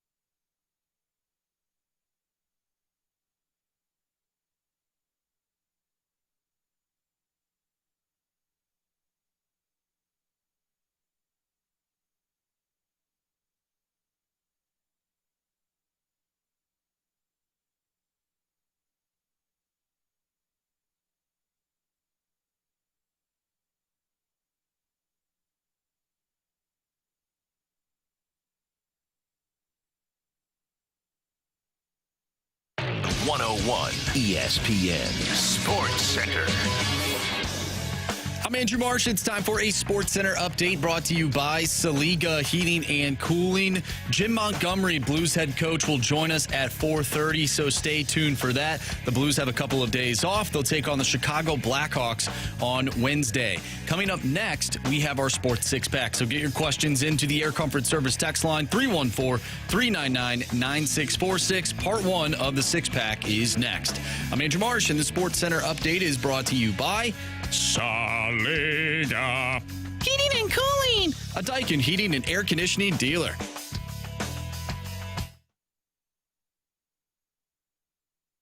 I have a question. It's time for the Fast Lane to answer your sports questions. I want to ask you a bunch of questions, and I want to have them answered immediately. Asking me all these weird questions. Answer the question. Answer the question. Answer me! Refreshed by Urban Chestnut. Urban Chestnut's Swickle Light Premium Light Beer. Live your lifestyle, St. Louis. Time for the Sports Six-Pack here in the Fast Lane on 101 ESPN with Carey Davis and Jamie Rivers. I'm Anthony Stalter. Here's Andrew Marsh with question 1. Question number 1. From the 618, who would you be more surprised to see in the Super Bowl? The Pittsburgh Steelers or the Carolina Panthers? Oh, wow. Carolina, just because Mike Tomlin's been there, done that. Aaron Rodgers been there, done that. I feel like those two guys with their presence, TJ Watt, like they've got more pieces, in my opinion. Yeah, Carolina, they didn't even win their last game and got in. Hell, they needed somebody else to win for them to even get into the playoffs. And they're 8-9. Like they are completely Dr. Jekyll and Mr. Hyde team. You don't know which team is going to show up. They can be a really good team. And I do think that Tampa game, there were some questionable things that took place. T. McMillan had a long pass called back. They called offensive pass interference. They called a defensive pass interference on a guy that stumbled over the receiver's feet. He didn't trip him on intentionally. Their feet got caught up. And then they had a Carolina player whose helmet got ripped off, and they didn't call. They called it on him. if my helmet is off, I didn't take it off. Right. Somebody probably put their hands in my face and ripped it off. So those were three critical calls. That wasn't a good game. It wasn't a good game. They didn't play well, but they did have a chance if those calls, go in a different direction. Yeah, I mean, ultimately, Carolina, Tampa has only themselves to blame, obviously. But Carolina, while they do have some impressive wins this year, namely the Rams, who they'll host again this weekend, just to kick off the playoffs, they're not a good team. The only thing I could see in this first matchup, Carolina's got some bigger receivers, whether it's Liggett or McMillan, like you said. They got some big bodies. And the Rams corners, while athletic, they get pushed around a lot. They're slight. That's why A.J. Brown manhandled them this year. I could see Carolina giving them some problems, but ultimately the Rams should win. Yeah. So, and I don't think either team gets to the Super Bowl, but I would have more faith in two guys that have done it before, i.e. Aaron Rodgers and Mike Tomlin over a Carolina team that, it was the best of the worst. Stinks, Anthony. They stink. Question number 2. From Todd the Bod. Monty hasn't been afraid to sit stars if he's not seen enough. I see issues with Booch, but he never sits. What does Monty see that we don't? Well, here's the thing with Booch is even though his offensive game is not where you want it to be, defensively he's still pretty good. Defensively, he's still a really good player. And I know that's not why you're paying him, $8 million, but it is part of the equation. And I think the issue is when you don't see the right effort. And even though Booch has struggled offensively, has not been as good as he needs to be, it's not because he's not trying. He's just not playing very well offensively. I think that's where Monty's head goes with that, or the coaching staff for that matter. That's not my personal opinion. That's my opinion of what I think they're seeing. Yeah, I feel like at this point, too, it'd be hard to sit some of your better players, given with how many players are injured. It's certainly playing into it. Yeah. I don't know.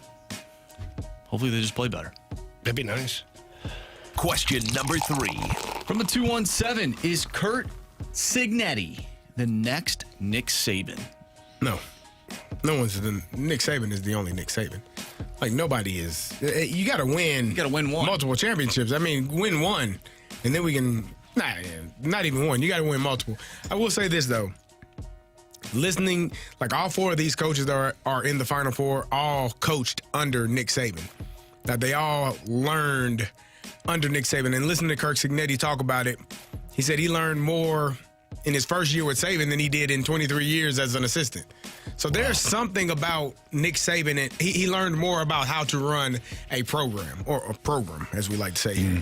under Nick Saban than he had in 23 years. So there's something about what Nick Saban was able to do, kind of the control and the culture that he was able to build at the University of Alabama that all four of these coaches that are in the Final Four were able to pick up on. And so, I think it does lead to, how good your coaching staff is, and having coaches on your staff that you are not intimidated by, or you are not worried about them leaving for better. That should be the ultimate goal, is the coaches that you hire get hired elsewhere. And I think, Nick Saban's tree is pretty damn amazing. The number of coaches that have become head coaches under him. But Curt Cignetti, I think, is a different animal. I don't care if it's retail. I don't care if it's fast food. I don't care if it's a 5-star restaurant. I don't care if it's a football team or program. As soon as you walk into a place or have an opportunity to spend a couple of hours in a spot, that the person in charge knows what they're doing. Right.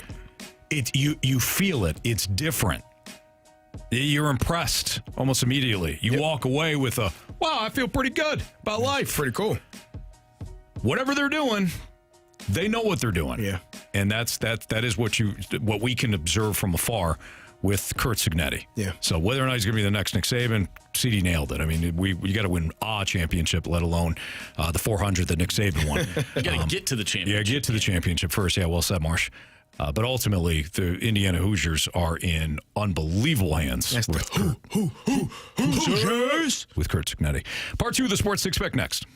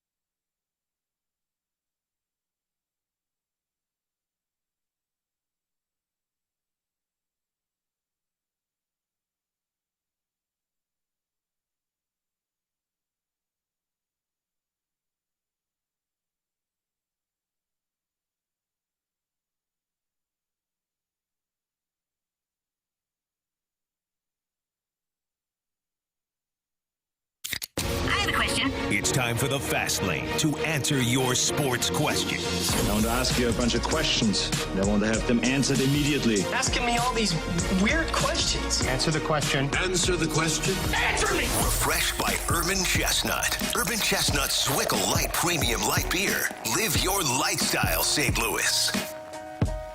Time for part 2 of the Sports Six-Pack here in the Fast Lane on 101 ESPN. Carey Davis, Jamie Rivers, Anthony Stalter. Marsh, fire away with question 4. Question number 4.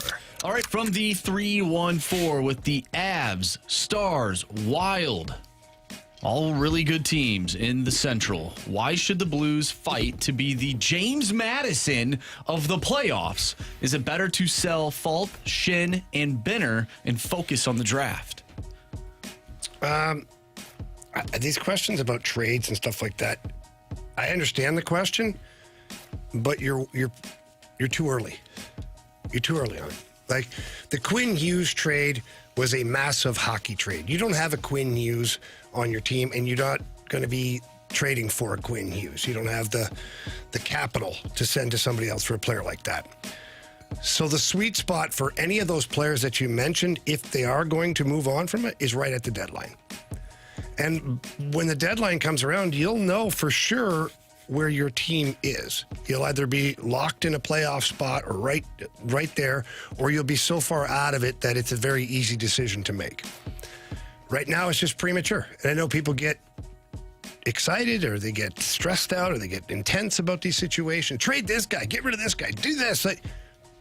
He is just not going to have an opportunity. Doug Armstrong, his phone has been on for over a month and a half now. Anybody'd like to call him and make an offer that makes sense, he'll listen. That hasn't happened yet. So there's a reason that there hasn't been a trade yet, because the offers coming in are either non-existent or they're really bad. Question number 5. Anthony, I feel like the 314 is just trying to ruin your day. Oh, wow. No, they can't ruin my day. It's all good. We'll see. 314, Anthony, how does it feel knowing if the Falcons did not lose to the Jets in Week 13, they could have been the winners of the NFC South and would be in the playoffs? This guy woke up trying to hurt you, Anthony. Yeah, no, whoever this person is speaking the truth. That's all they're doing. Yeah, you lose to the Jets. You lose twice to the Panthers. I think both times. No, the first time you got waxed. The second time, though, you had a fourth quarter lead. Indianapolis, you had a fourth quarter lead on, lost in overtime. Let's see, what else can we do here? The Bucks, the first game of the year, 3. You had a fourth quarter lead. I think you had a lead with a minute left or so in that lost one. Lost to the Patriots by 1. Missed an extra point in that one. You lost to the Dolphins when the Dolphins were begging to get beat. So yeah, it wasn't just the Jets. There was a lot of games there, and ultimately, people are like, well, Raheem Morris. They won 4 games in a row. They finished 8-9. You were 4-1 when you were eliminated. When the games counted, you were 4-8. And you could go back to last year's the same thing. Well, no, they actually were still in it, I think, until week 18. Anyways, the team constantly found ways to lose.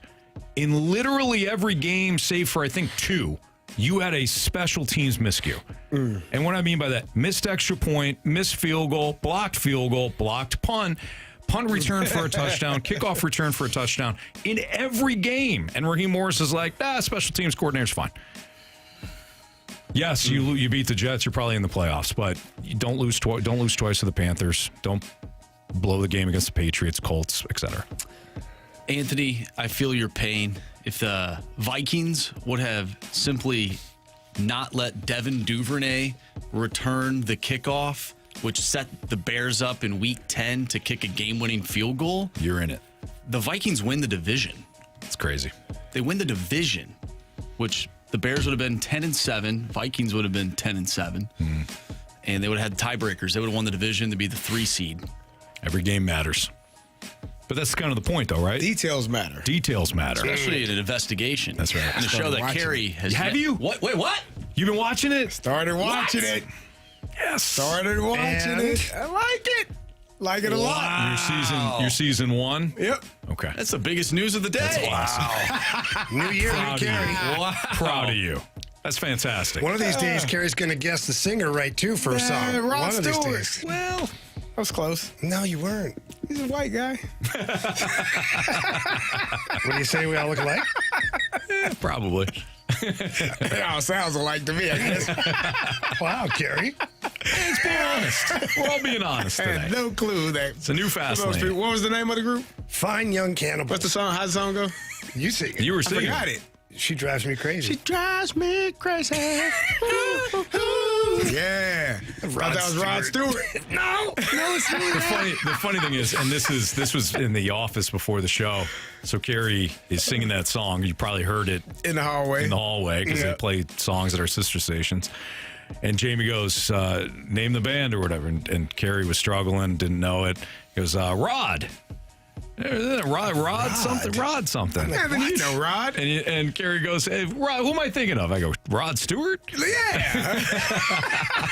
I was like, no. It's hilarious. Oh, yeah. Oh, it's Preacher. Yes. Details matter. Good for Yep, you. sir. Yeah. Yeah. I watched a movie, this little break that we had with Reacher was in the movie with Kevin James. I saw Play Date. Yeah. It's out there, but It's so bad. Yeah. But it was good. It was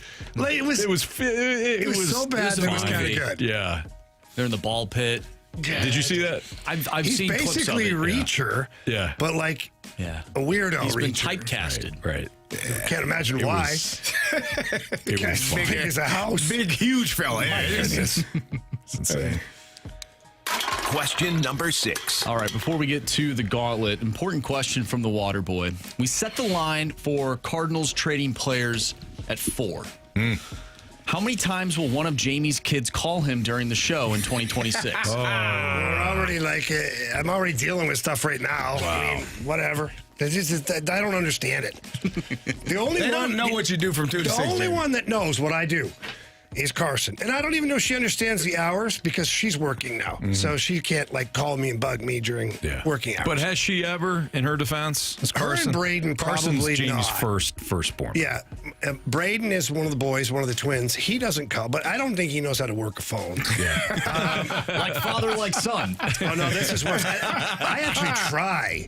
He doesn't. It's like a paperweight for him until he needs something.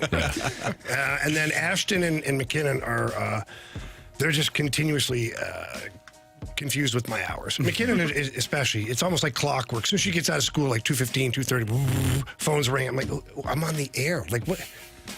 I need money. Can I get some food? Can I DoorDash? Can you just let Dad work? Maybe you should send her the money before the show. No, Marcy, no. Doesn't work like Get that. ahead of it. Yeah, no, she'll spend that money and be like, oh, I didn't know that was for that. I bought something at Target. She thinks she's like 35. Me and the girls got to go to Target, pick up a few things. What do you need? It's really, I just had an Amazon order of like $150 that you needed things. Like, what? Right. Well, they didn't have it on there. What are we doing? All right. Jamie, by the way, congrats. Jamie won December's month for Bet the Board. Well done, Jamie. Amazing with Wasn't all it those great? Wasn't Troy it great games he month? picked. Yeah. You guys did. You guys really tried to help me. Amazing. Oh, I think Carey and I got our comeuppance. Yeah, we definitely You did. just got to get him in earlier sometimes, Anthony. 2:15. I sent my pick at like 2:30. You guys are like, that doesn't look like the pick you had. Didn't look like Coppin Coppin State. State. Looked like Coppin State. I'm like, ha ha ha ha. Seriously, guys, I'll take Oregon. Yeah, no. Come to find out, you guys actually did Bet the Board at 2:15. We actually did. Anyway, so we need new. It's a roaming segment. Yeah. It's what Not we've been- that Roman. It's what we've been told. You know? That's all I've been told. It was a shortened day, though. It was. And we Not had that interviews. We had a lot of We stuff had going guests on. in the house. We had things we had to get done. Yeah, actually, that Anyways. was a perfect excuse to do it at 2:15. Bet the Board. We need new candidates for January and the new year. So text in if you want to play Bet the Board. So all you do is you choose one of us and then follow along with our picks throughout the month of January. And if you win / we win, you'll get the 101 ESPN prize pack at the end of the month. So 314-399-9646, the Air Comfort Service text line. So if you want to play Bet the Board, text in. You might have an opportunity to draft one of us. Gauntlet next.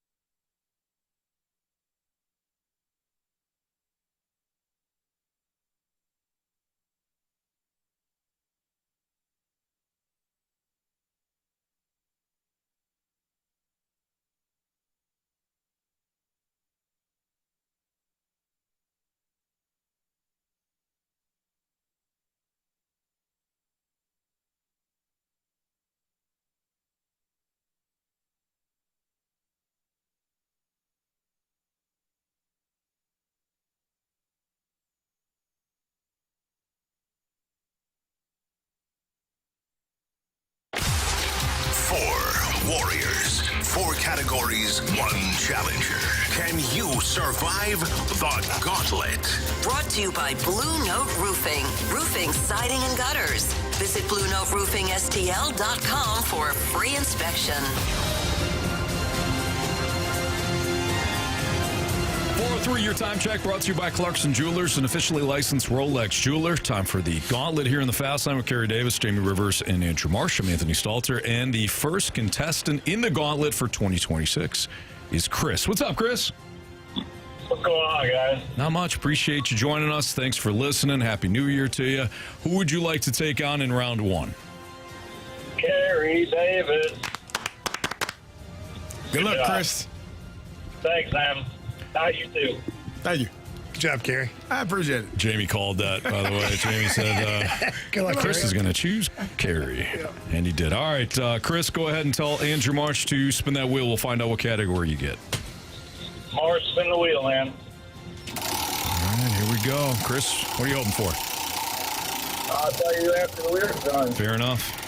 I don't blame you.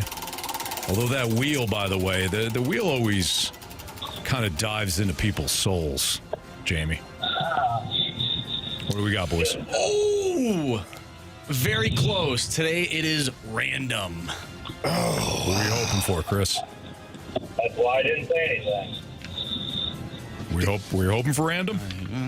Yeah, absolutely. All right, there you right. go. Well, perfect. I don't know if that you don't sound believable, Chris. I don't know. I'm just saying. All right, Chris. Not up to you, Jamie. Not up to you. All right, Chris, you're going to get 4 random questions. Each one is worth 2 points unless you ask for the options. If you ask for the options, those questions become worth 1 point. Are you ready? Ready. All right, here we go. Jamie's chuckling because he's already reading these. Imagine these are pretty brutal. Question 1. The U.S. House of Representatives is made up of how many members? Options. 100, 212, or 435? B. 212. Final answer. All right, Chris, question 2. Who was the last golfer to be a playing captain at the Ryder Cup?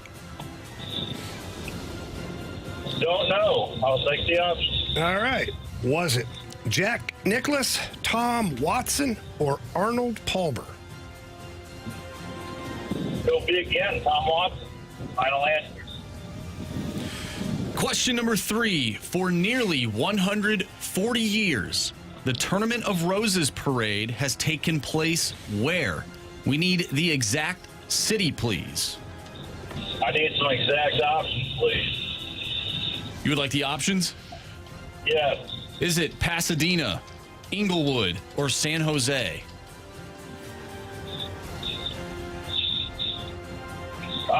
Pasadena, final answer. Final question, Chris. Can you tell us the name of the MyPillow founder who recently announced his 2026 campaign for governor of Minnesota? Oh, this guy got in trouble recently, I saw it. I don't know his name, but maybe the options will help. Terry Crisp, Mike Lindell, or Tim Walz? B. Mike Lindell, final answer. All right, let's bring back Carey from the Cone of Silence. Chris, how you feeling? I need to get a little fast plane lucky, I guess. You never know. Carey's walking back in. I'm good. Carey, by the way, is sporting his Illinois Fighting Illini sweatshirt. Big win. Big win. Huge bowl win. My goodness. Over Tennessee. Tennessee. Mm-hmm. You know, everybody doesn't win their bowl games, Anthony. No, you're right about that. Some programs turn the ball over 4 straight times. What? In consecutive possessions. You talking about Central Michigan? Boy, that was tough. That was painful. All right, Carey. Yeah. Category today is random. Oh, my. Wow. Random to start off. Whew, the new year. Yeah. See what I know. You'll be great, I studied Carey. everything over the break. Did you? Absolutely everything? Hell yeah. Good for everything you, I Carey. could. Good Everything for you. under the sun. All right. Mm-hmm. Pack a lunch. Question 1. The U.S. House of Representatives is made up of how many members? Oh. Man, is that 51 or is that Senate? Oh, my gosh. Didn't study that. Options. Shame. 100, 212, or 435. 212. 212. Final answer, I think. Too late now. Question 2. Who was the last golfer to be a playing captain at the Ryder Cup?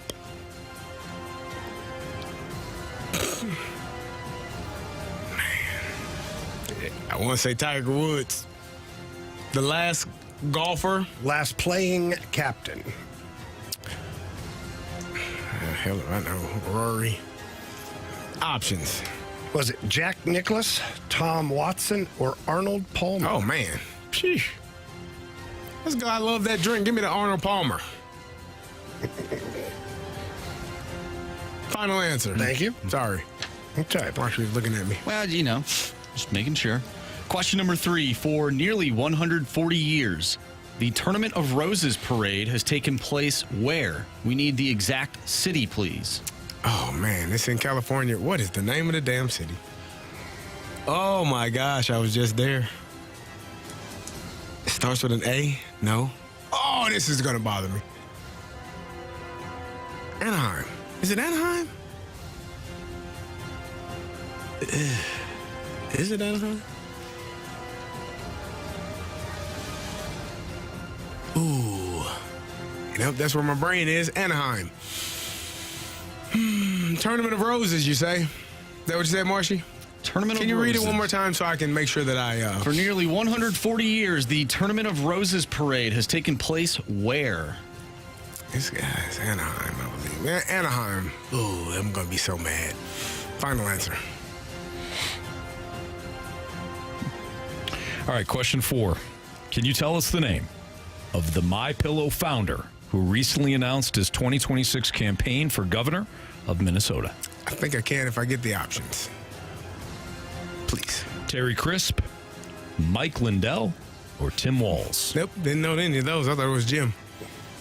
Terry, put it in reverse. Put it in reverse, Terry. Terry Crisp, Mike Lindell, or Tim Walz? No, Tim Walz is the VP, wasn't he? Candidate? Is that his name? Oh, man. Give me Mike. Mike Lindell? Yeah, give me Mike. Final answer. Vote for Mike Donnelly. All right. Let's go over these. Why don't we start right there? Why don't we? Can you tell us the name of the MyPillow founder who recently announced his 2026 campaign for governor of Minnesota? We just heard Carey take the options. Wound up taking Mike Lindell. Chris also went with Mike Lindell. Correct answer is... The MyPillow guy is Mike Lindell. Hey! Both of you needed those options, right. so Chris and CD are tied at 1. The U.S. House of Representatives is made up of how many members? You both said 212. Correct answer is 435. 435. That's a lot of people. That's a lot of people. 435. I felt like that was way too many. Yeah. The hell are they doing? One time. Should have won Not with an much. odd number, Trust me, though. some of them not much. Who was the last golfer to be a playing captain at the Ryder Cup? Chris went with Tom Watson. Carey went with Arnold Palmer because, quote, I like that drink. I like that drink. Not Drinkwitz either. I like drink. He's a good guy. Correct answer is Arnold Palmer. CD takes a 2-1 lead. I messed this one up, didn't I? Comes down to this. What the hell is the city? All comes down to Anaheim. For nearly 140 years, the Tournament of Roses parade has taken place where? And here's the note on this. We needed the exact city. Carey said, I was just there. What's the name of the damn place? Went with Anaheim. Re-asked for the question. Stuck with Anaheim. Did not use the options. Was Anaheim an option? Chris heard the options and went with Pasadena. Damn it. Damn it. If it's Anaheim, Carey wins. Damn it, man. If it's Pasadena, Damn it, man. we've got a walk-off because Chris needed the options. Stay positive, Gary. Remember? my 2026. Chris. Walk it off. Yes, Pasadena. I thought that was the easiest question. Anaheim is just. It happens, Carey. It happens. Carey's favorite movie is The Mighty Ducks. Yeah, it is. It is. It actually is. One of them. If Illinois would play in the Rose Bowl more, maybe he would. You know, the year we won the Big Ten, we couldn't play in the Rose Bowl. We had to actually go to the Sugar Bowl because Rose Bowl was the national championship game. But I was in Pasadena a couple years ago. Should have known that. Either way, That's terrible. it's appropriate that we go to Anaheim a wasn't an walk-off. option, was it? Marshy, did you? I have a question. Thank you. Atta, baby. Nice Attaboy, job, Marshy. Marshy. Yes, I have a We question. have no tiebreaker question on that. They didn't think anybody would get here. So this is what we're going to do. Yeah. Mark's going to read off the question. Chris, you're going to hold off on your answer because Carey's going to write down his answer. He's going to show us. Then we're going to ask for yours. And closest to the pin wins. So, Marsh, without further ado, what's your question? All right. Shai Gilgeous-Alexander leads the NBA this season in points. That is total points, not points per game. He has played in 35 games this season. How many points does SGA currently have this year? Oh, wow. So Carey is writing down his answer right now. Carey's doing the caveman math here. He's our math guy. He's been pretty good at it. Uh-oh, a lot of scratching. Yeah. Oh. All right. Let's see. No, wait. What? Okay, so we're just going with that. The three numbers. Okay, the three numbers. All Okay. Okay. We have. Carey, I'm just making sure, okay? I'm just trying to have Get all Carey's. mad at me. Wait, show me the one. Okay, I think I see it. Chris, what is your answer? Said 35 games, right? Yep. 1,075. All right. Carey, you wrote down? 907. We just heard Chris say 1,075. Marsh, the correct answer. 1,115. Chris. You have chosen wisely. Carey a little short on the number. Chris, well done. You'll advance tomorrow to take on either Marsh, Jamie, or me in round 2. Well done. Congrats. Hey, well done, CD, man. Good job, Chris. All right. Thanks. Nice job. Appreciate it. All right, we'll call you tomorrow. Sounds good, fellas. Good stuff there. All right, Carey, our first victim, of course, in the penalty box. Yeah. That's fair. I deserve it. I actually deserve it. You know, Pasadena, that's bad, man. It's all good. You're going to be just fine. All right. I probably threw Carey off with that Illinois comment. That was a little out of pocket. Oh, hey, you know. Yeah. It happens. Carey takes full responsibility. He does. All right, let's do why don't we do a quick NFL 4 downs next on 101 ESPN.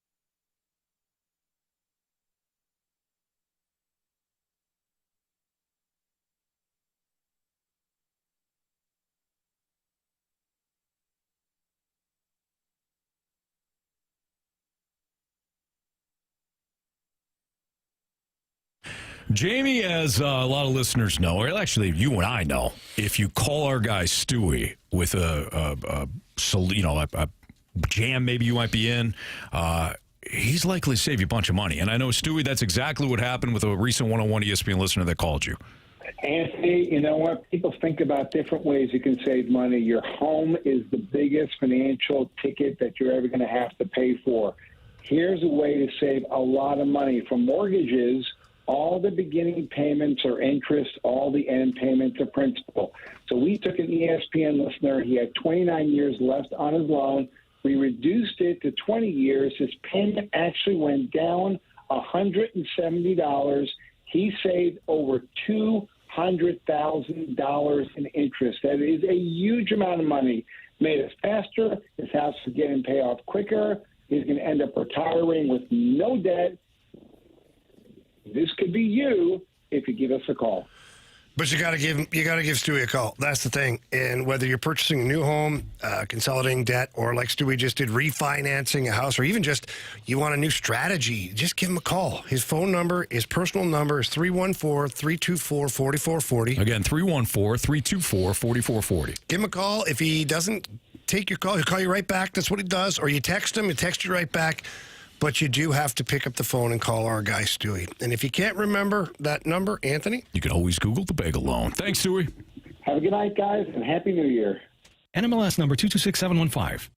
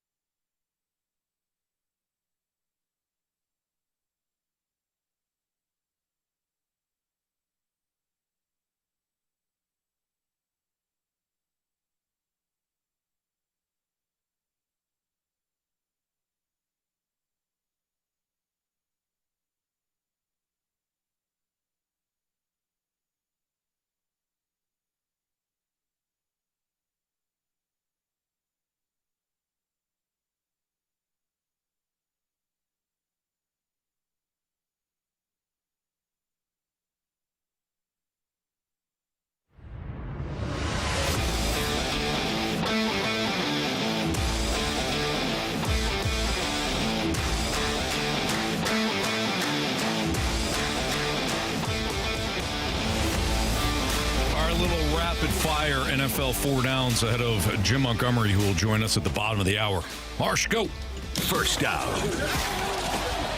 All right, the Falcons, they win. The Panthers, though, they make the playoffs. What did you make of the whole situation surrounding the NFC South? And do you feel bad at all for the Tampa Bay Buccaneers? No, absolutely not. Hell no. I don't feel bad for Tampa. You don't either. You don't feel bad. You don't feel bad one bit. I know you, Jane. You're a competitor. Yeah, competitor. They like they didn't earn it. At least they won their last game and they're in. Very true. Yeah. No, the Panthers backed in. No question about it. But welcome to the NFC South. Two thoughts. One, I didn't think that the Bucs were the same when Baker Mayfield's got both shoulders injured mid-season. It's hard to believe. He came back, gutsy performed. Like he played well enough to keep them alive, but I thought that the offense just it didn't look the same. And it wasn't just that. I mean, they had other injuries that piled up. The other thing is, look, you keep these divisions are fine. Okay, if you don't have a winning record, you shouldn't host a playoff game. I agree with that. Can you all hear me? Yes. Yeah. I can't hear myself at all. Carey's in the penalty box, by the way. Yeah, I agree with that. 8-9, come on, man. You shouldn't be hosting the game. The Rams should not have to fly across the country to go to Carolina to play in a football game. And they lost to Carolina in Carolina already, if I'm not mistaken. That was one of the games that we watched. Yeah. And we're thoroughly disappointed that the Rams lost that game. But I don't think they'll lose again. The Carolina Panthers making the playoffs and the Falcons assisting them in that is just crazy. It's crazy. That sucks, too, to have to sit there and root for, if you're the Bucs, the Saints, the Panthers, the Falcons. Yeah. Two teams you absolutely loathe. Second down. Guys, the Eagles, they decided to sit their starters. Was that the right choice for Philadelphia? Hell no. Doesn't look like it now. I mean, you had the chance to be the number 2 seed. Now, if you win your game and Chicago wins their game, you have to go to Chicago. It's going to be cold.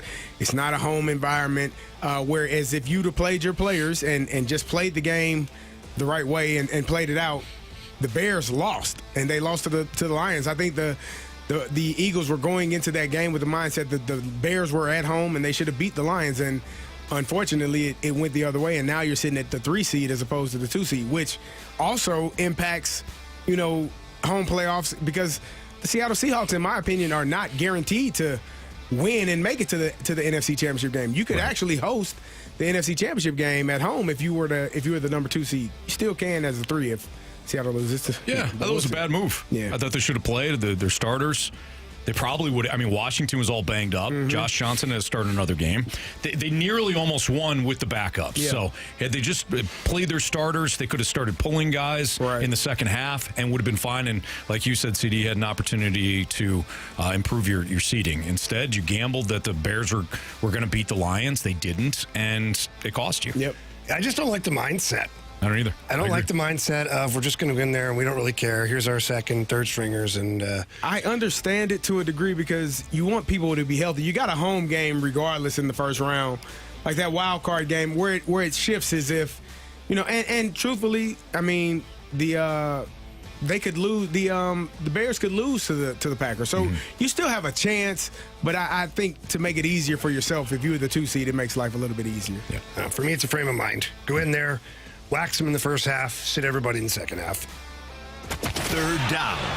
Guys, the Steelers won a crazy game to win the AFC North. We talked a little bit about that earlier today, but did the better team ultimately win that game last night? Indeed. Steelers swept them. So yeah. What are you talking about? Ravens had their opportunities. I know Lamar got hurt for some stretches, but it's not like Snoop Pontley didn't go in there and win some games for him, too. He played pretty well. It wasn't just Lamar. Baltimore had issues this season. Could never really get the offense in sync and wound up costing them. Yeah, that was a crazy game. Like that fourth quarter was insane. Back and forth. It was a lot of stressful moments.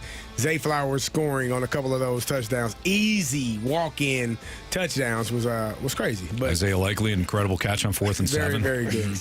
Should have won the game, man. Yeah. But they didn't. They got swept by the Ravens, they got swept by the Steelers. No, better team. The better team won. Team's the one who wins the game. Yep. Bottom line. No Lamar, no Mahomes, no Burrow in the playoffs this year. Nope. And likely no Bills after Josh Allen after this week. Oh, dang. You're saying, man. Wow. Jags are rolling. Duval. He's looking like a rock star. He is. 4th down. All right, guys. Saturday, the Seahawks took down the 49ers. They win the NFC West and have the number 1 seed in the NFC. We were all feeling good about the 49ers heading into that game, but do you have question marks now? Too many injuries. Yeah. And yes, too many injuries, too many question marks. I don't like the fact that I don't know that they laid down, but I don't think that they competed to the level that they needed to beat the Seattle Seahawks on Sunday. And it just wasn't, to me, it just wasn't good enough. Yeah. And you have the number 1 seed on the line where we win, we get a week off. Maybe we get a little bit closer to getting some of our guys back. Maybe Fred Warner needs an extra week to be able to prepare and be ready to play in round Kittle, 2. I mean, he's been banged up. He played on Saturday night, but Trent Williams didn't play. Yep. Right, you got guys that are injured that if you win that game, and granted, the Seattle Seahawks played their butts off. I just wanted more from the 49ers in that situation. Yeah, I agree. Tough road for them. They've overcome injuries all season long, but at some point the dam breaks, and maybe they'll be in Philadelphia this weekend. We've got Jim Montgomery next in the Fast Lane on 101 ESPN.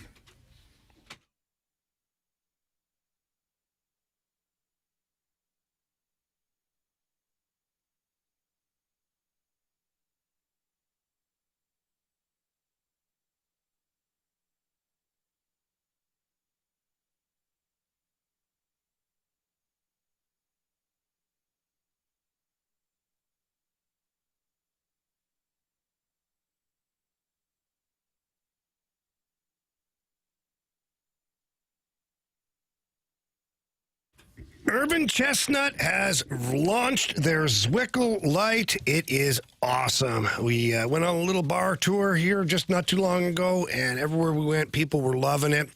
Had the holiday party at the Rivers house. People were loving that, too. And Tim Virgin, right next door at KC, gave him a case of Zwickle Light, and he's talking today just how great that is as well. And the beer is locally brewed by St. Louisans, so they know exactly what people here are looking for. It's a light lager, low calories, low carbs, crisp, clean, refreshing, only 95 calories, 3.7 carbs.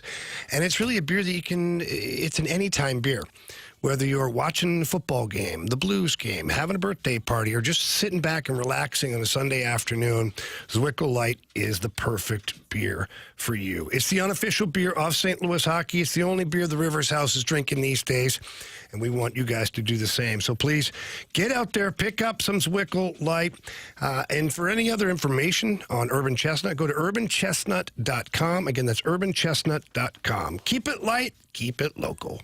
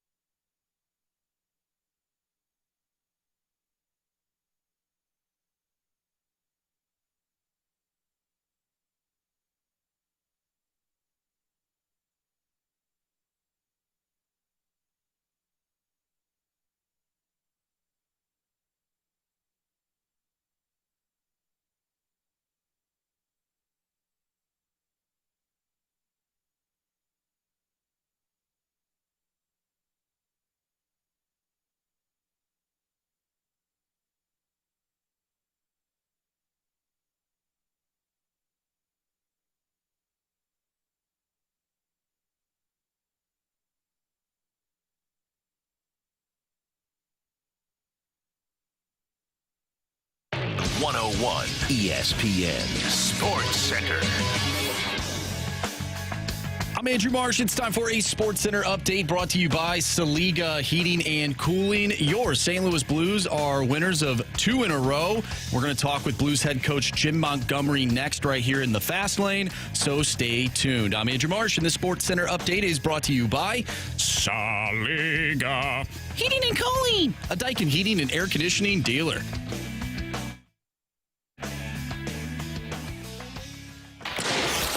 Talking puck with the head coach of your St. Louis Blues, Jim Montgomery. Coach Monty is presented by Fisher Window and Door Store, offering quality American-made Marvin windows and doors. Visit their showrooms in Brentwood and East Alton, Illinois.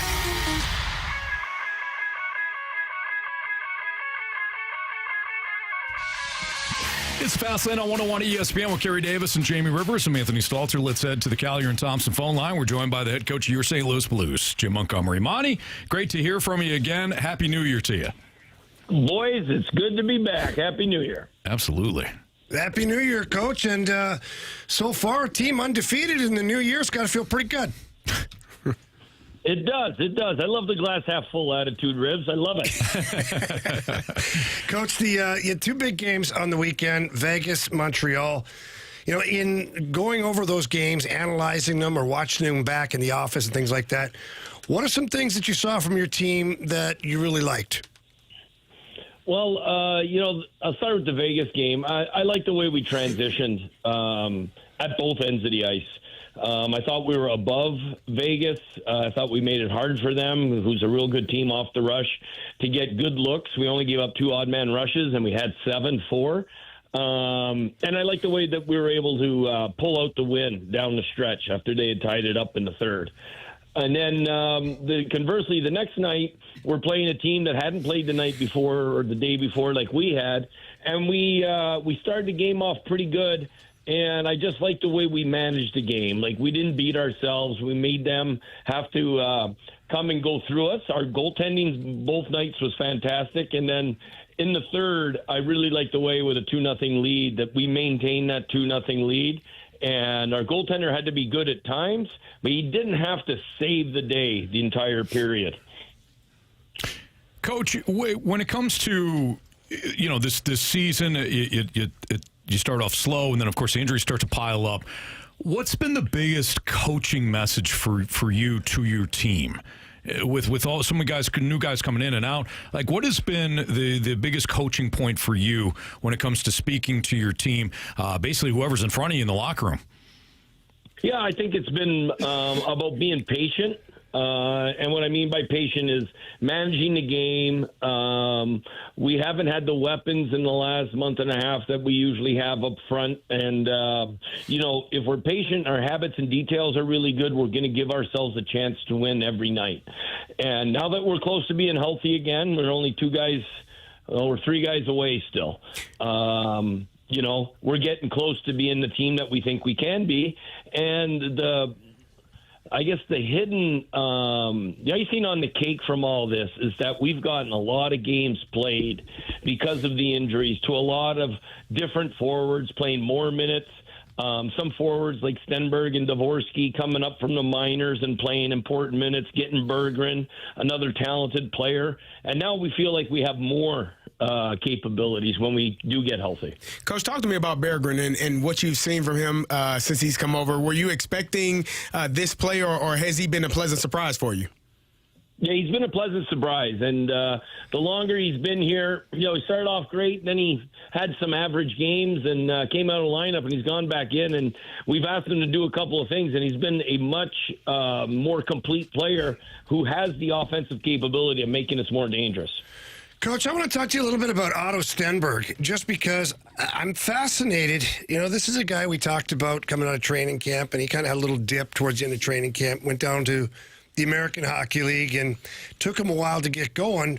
But since he's been recalled, it's like the trust tree is getting bigger and bigger and bigger for this kid.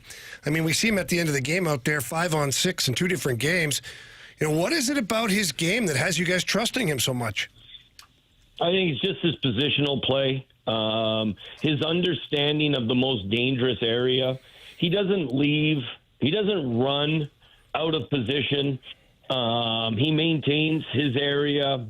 He understands his stick positioning defensively on forechecks through the neutral zone and especially in the D zone. And his habits of stopping and starting, his willingness to win hard battles on walls and in corners has really given us a lot of confidence that this young man will not only be able to help us in big moments, but actually help us flourish. He's making it more competitive in our dressing room for valuable minutes, and it's heightening the rest of the teams, and especially wingers' ability to do play with the right habits and details, and it's making us better throughout our lineup defensively. Coach, do you feel like a new identity almost has to be born, whether it's game to game or week to week, because of the injuries? And you say, you mentioned it, you haven't had your top guys. What has it been like to try to coach and develop an identity for your team to kind of follow each and every game? Yeah, well, the identity part has been tough because we've been inconsistent with playing to our identity. A little bit of that we expected. Once we had gotten 5 forwards hurt, we're like, okay, what are realistically? And so you become a more patient coach, and you go into teach mode a lot more, and you're understanding that you're going to have lulls, especially offensively, and we've been harping on our details defensively because we figured we had to win a lot of games 3-2, and the games we win seem to always be 1-goal games right now. Coach, I want to shift gears a little bit and talk about the Olympics. You had a couple of guys named to the Olympic teams, and one of them being Philip Broberg. When you see that for a young player like him, are you excited and just excited with his maturation and his process and his progress that he's made since he's been here? Yes, absolutely. Really happy for him because he's really worked hard. His focus in games is pretty exceptional, and in practice, the young man wants to get better every day. And the exciting part is when players go to these tournaments and they're around the other top 2% of the NHL, is they see what those guys do. And then once they see that they can play with those guys, he's going to come back and be even better for us. Coach Alexei Toropchenko got himself a little 2-year extension today. At least it was announced today. A couple things I got for you on that is, how much does Army or the front office, how much do they ask you about a player before they extend him? And then, what is it about Alexei Toropchenko that the Blues love so much and why they want to keep him here for another 2 years? Myself, Army, and Steiner, we talk about players daily. So they're fully aware of, my feelings on the players in our room. But I have nothing to do with, I was just as surprised today that Torpo got an extension as anybody else. And really happy for Torpo now segueing into him. He's a man and a teammate because of his character and his willingness to do anything and play to his strengths night in, night out. I feel that's someone you win with. Whether he's on your third line or fourth line, he's going to help you raise the Stanley Cup. And more importantly, he fits the character of a St. Louis Blue. He wears his work boots every day to the rink. He's going to give everything he has to this jersey and this city and our fans. And that's the kind of person you want to have in your locker room. You got to love his interview post-game the other night, too, don't you? Oh, it was awesome. He's half full all the time, just like Ribs. Coach, last one I got for you here. In Denver, not the outcome you wanted, but, Jordan Binnington in the pipes for that game, and I just got to be honest with you, I didn't see a lot of fault in Jordan Binnington's game in Colorado despite the score, but then he comes back against Montreal the other day and pitches a shutout and he looked incredible. What are you seeing from him lately? Yeah, that game in Colorado, we could have had 2 touchdowns on us if it wasn't for Jordan Binnington. He was that good. And, the 4 goals in the first 5 minutes, it was an onslaught. It felt like, stop hitting me with rights. Give me a left jab. and when you're the goalie in the nets and that's happening, you need to have a great veteran goaltender can handle that storm and not only handle it, but flourish the rest of the game in it. And I think him getting those high-quality chances for 60 minutes against them, playing against that kind of speed coming at the net, I'm sure helped his shutout bid that he did for us in amazing fashion against Montreal. Coach, I don't know how much you can tell me or not, but after the first period in Denver, was there any discussion with Jordan Binnington? Did you ask him if he wanted to be out of the game? Did you guys as a coaching staff talk about pulling him? Not because of poor play, just to, like you said, he's hitting me with so many rights, give me a left, make sure that your goalie doesn't get completely punched out, Yeah, I think normally, I would say yes, that would be a discussion, but I didn't bring that up once, just because we have had nights like that, unfortunately, in front of our goaltenders another 3 or 4 times this year, and Jordan had not played, and he needed to play minutes. And so for me, it was the opportunity. Unless he came to me, which he's never going to do, I wasn't taking him out of the nets, and neither did David Alexander, who's the head of our goaltending department. Coach, we appreciate your time as always, and we'll chat with you again next week. Guys, thanks for having me on once again. It's our pleasure, Coach. Thank you. Thanks, Coach. Have a good one. All right, that is Coach Jim Montgomery here in the Fast Lane on 101 ESPN. I love hearing him preach certain things, especially, and this is a season that we didn't see coming, and we obviously fans didn't want. And look, there's still a ways to go here, right? Mm-hmm. Like nothing has been defined yet. But I love hearing him talk about what's realistic when it comes to his team, and the fact that he's got so many changes, especially with all the injuries with the forward group. It's tough to kind of instill that identity or multiple identities that you want.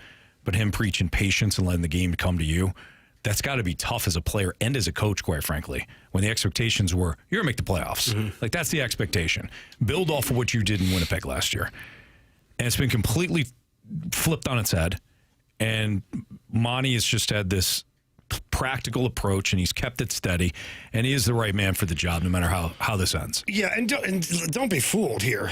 I mean, he's a human being, too, and people get frustrated as well.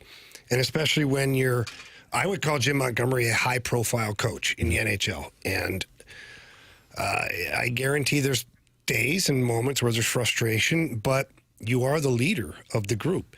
And the group will look to you for that leadership. And if it's always frustration or, anger, that's what your team's going to reflect. And so for Monty, Steve Ott, Mike Weber, Dave Alexander, Claude Julien, the whole coaching staff, they've got to be steady in what they're doing. They have to stay consistent in what they're demanding from the players. Mm-hmm. And then when things are positive, when players make good plays and games go well, you focus on some of the positive things. That's Jamie Rivers. That's Carey Davis. That's Andrew Marsh. I'm Anthony Stalter. It's the Fast Lane on 101 ESPN. You have a shot right now to score a pair of tickets to this year's Cardinals Care Winter Warm-Up, which is taking place Saturday, January 17th, and Sunday, January 18th at Busch Stadium and Ballpark Village. Winter Warm-Up tickets are on sale now and gives fans access to clubhouse tours, special presentations, autograph stations, activities for the kids, and much more. And all goes to support Cardinals Care. You can find the details on this year's Cardinals Care Winter Warm-Up at cardinals.com/WWU. But the trivia question today,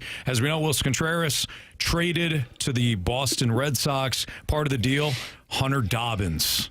Where did Hunter Dobbins play collegiate baseball? If you have the correct answer, send it into the Air Comfort Service text line at 314-399-9646, and you'll have an opportunity to go see the Cardinals Winter Warm-Up or take place in it. All right, it's Fastlane on 101 ESPN. What do the remaining four teams tell us about the college football landscape? I know Carey's got a lot of thoughts on this. If you're an Alabama fan, don't listen. That's next on 101 ESPN.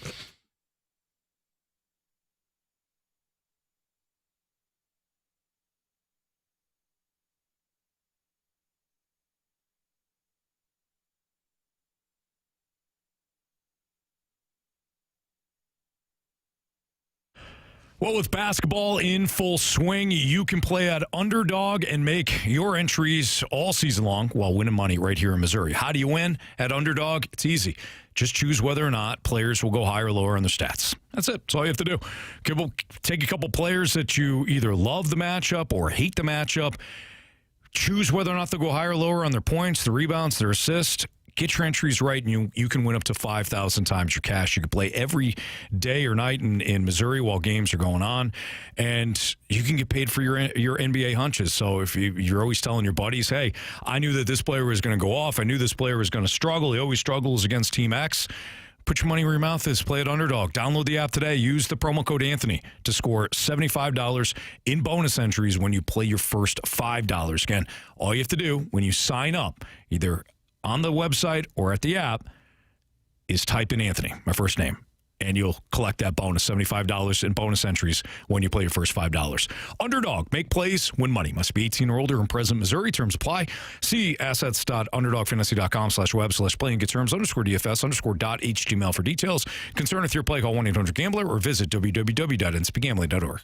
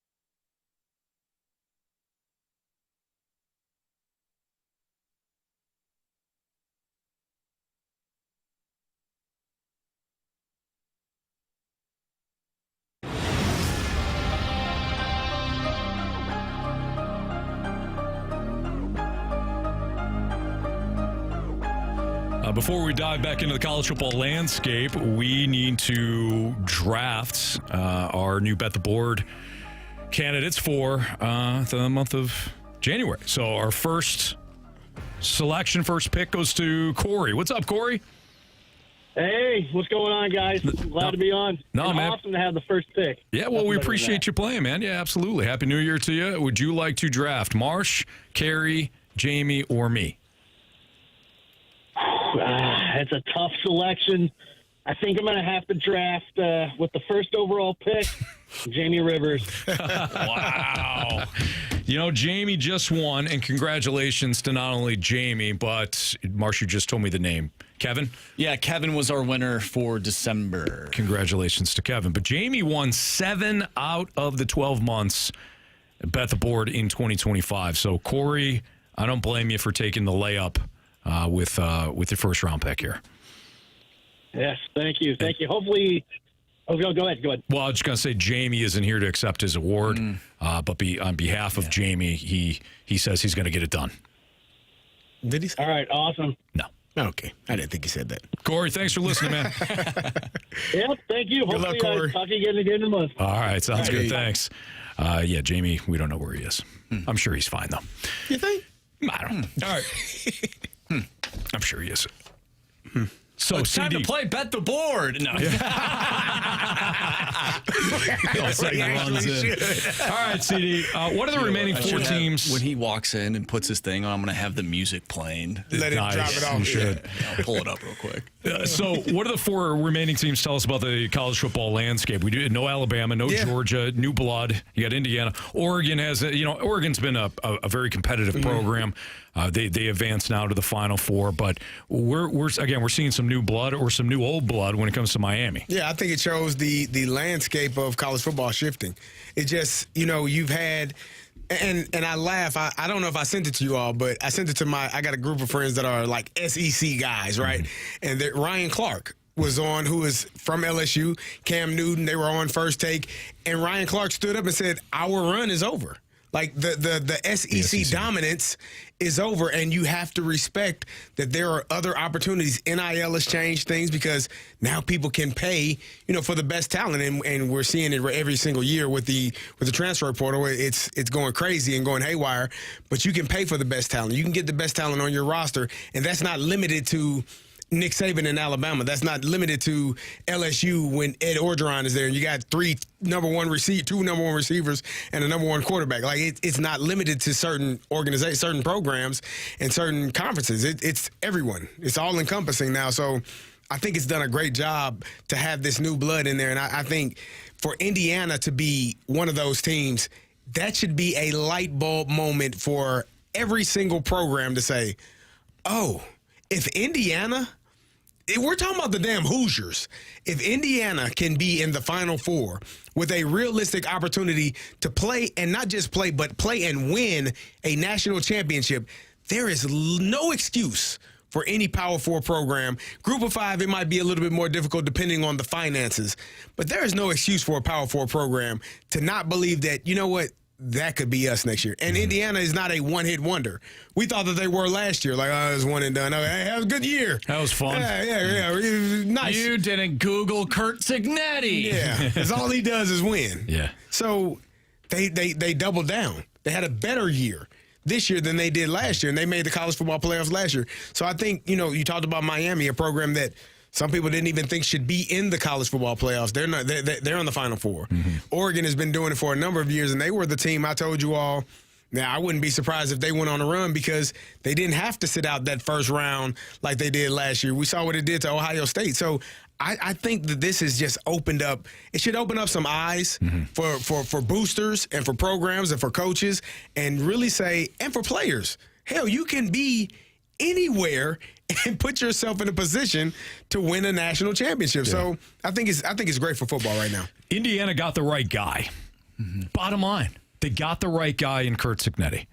And I think, and not that he needs anything more than a Big Ten championship, a Final Four appearance, and we'll see if they can get into the dance. They don't need any more than that for everybody to say, man, this guy knows what he's doing. But how about James Madison?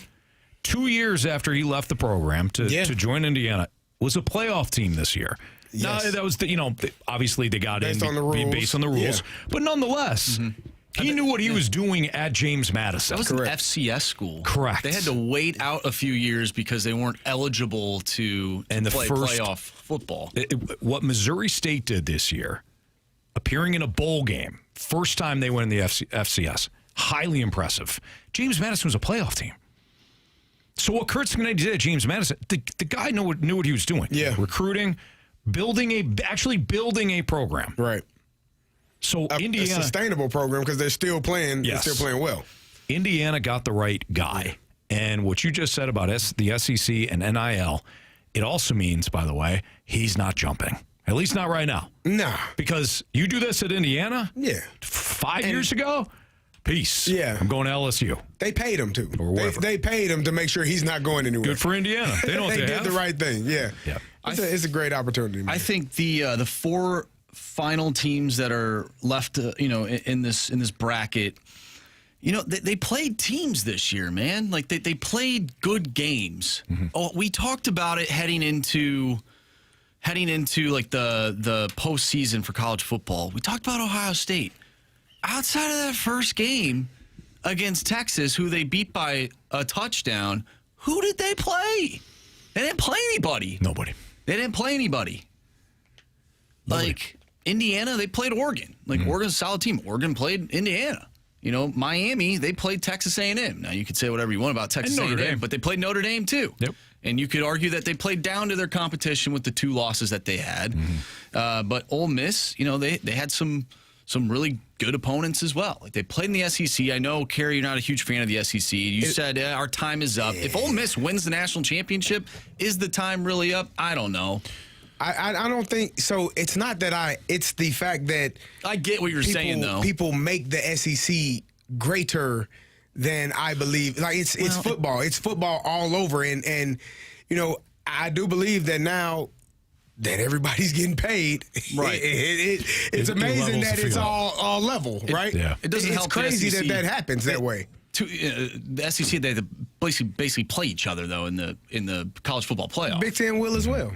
Well, yeah, now they will. I mean, you're if you're going to make it to the national championship game, you're going to have to. Well, you're going to eventually play someone in your conference if your conference is the top conference. So Indiana was not going to be able to avoid either Ohio State or Oregon to win a national championship, and vice versa for those programs.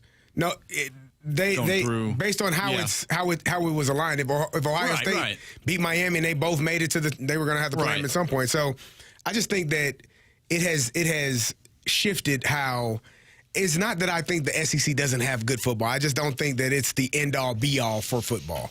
And I think that there's good football players and good football being played at many levels. And SEC is not just where it stops. The buck doesn't stop there, in my opinion. I do like these 4 teams. It is different, and I'm excited about that. It kind of feels like recent, maybe not like last year or whatever, but like some of the Final Fours that we've seen in recent years where it's like, oh, I'm surprised that team's in it. They're not really like a true blue blood of college basketball. Like some teams are, but it just feels different. I kind of like it, though. I'm excited to watch these games on Thursday and Friday. Marsh likes fresh. I do like fresh. Yeah. I like fresh things. Well, we're going to get a fresh playoff field in the NFL, that's for sure. No Lamar. No Patrick Mahomes. By the way, my parents bought me a Chiefs knit hat. And I opened it up and they started laughing like, well, this would have been funnier had they not been eliminated. Yeah. But so no Mahomes, no Lamar. What do we make of this first round of the playoffs? That's next on 101 ESPN.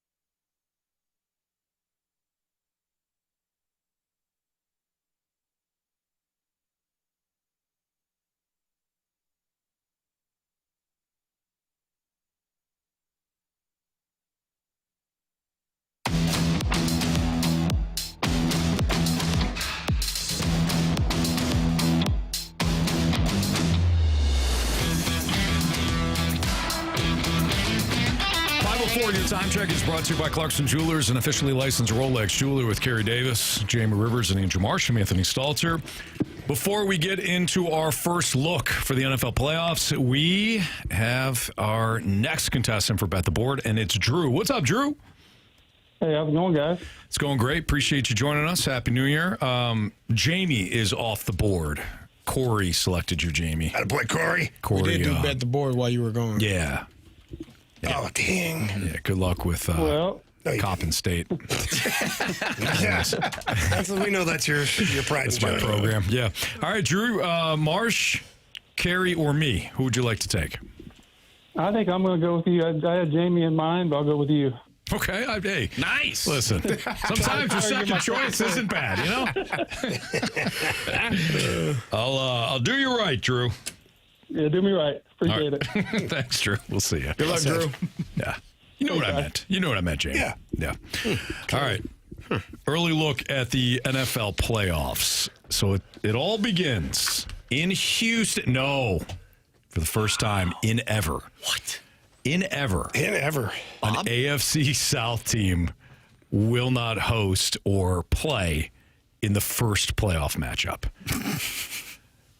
That honor belongs to the Carolina Panthers. They deserve it. And the LA Rams. They certainly do, Marsh. 8-9 Carolina versus the 12-5 Rams, who should win this game, and it really shouldn't be close. But if you go back to that November 30th matchup, the Panthers actually beat the Rams 31-28.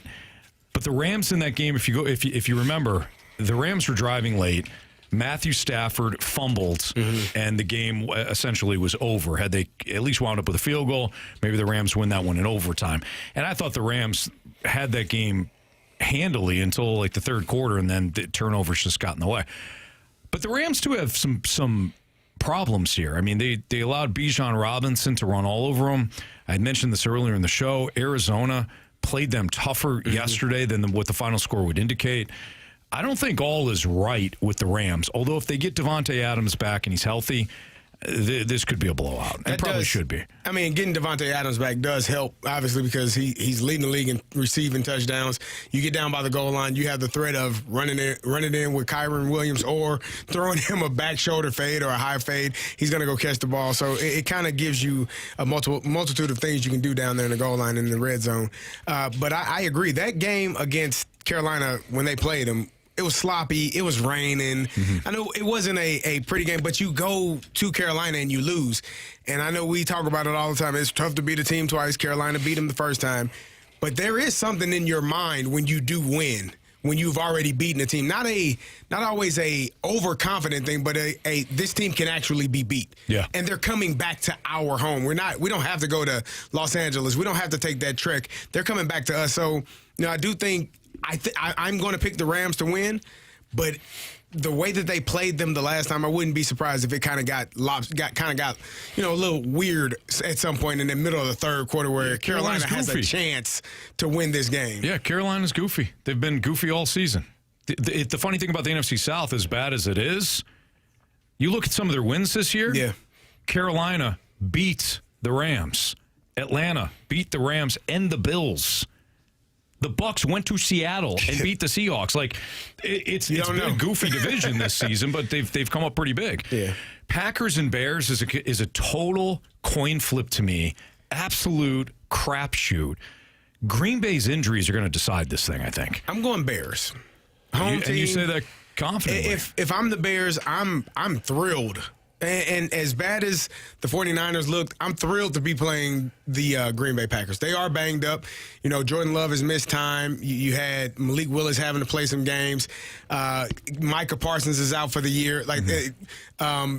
Tucker is out for the year with the torn ACL, the tight end. Like, they've had so many injuries kind of just pile up on them. Yeah. And the Bears have been the better team in the division pretty much all season long. So if I'm the Bears, I'm excited about playing a division foe, knowing that I've played this team twice already, and I'm confident that the Bears are going to take care of business. What sort of Jordan Love are we going to get? Yeah. He's got the shoulder injury.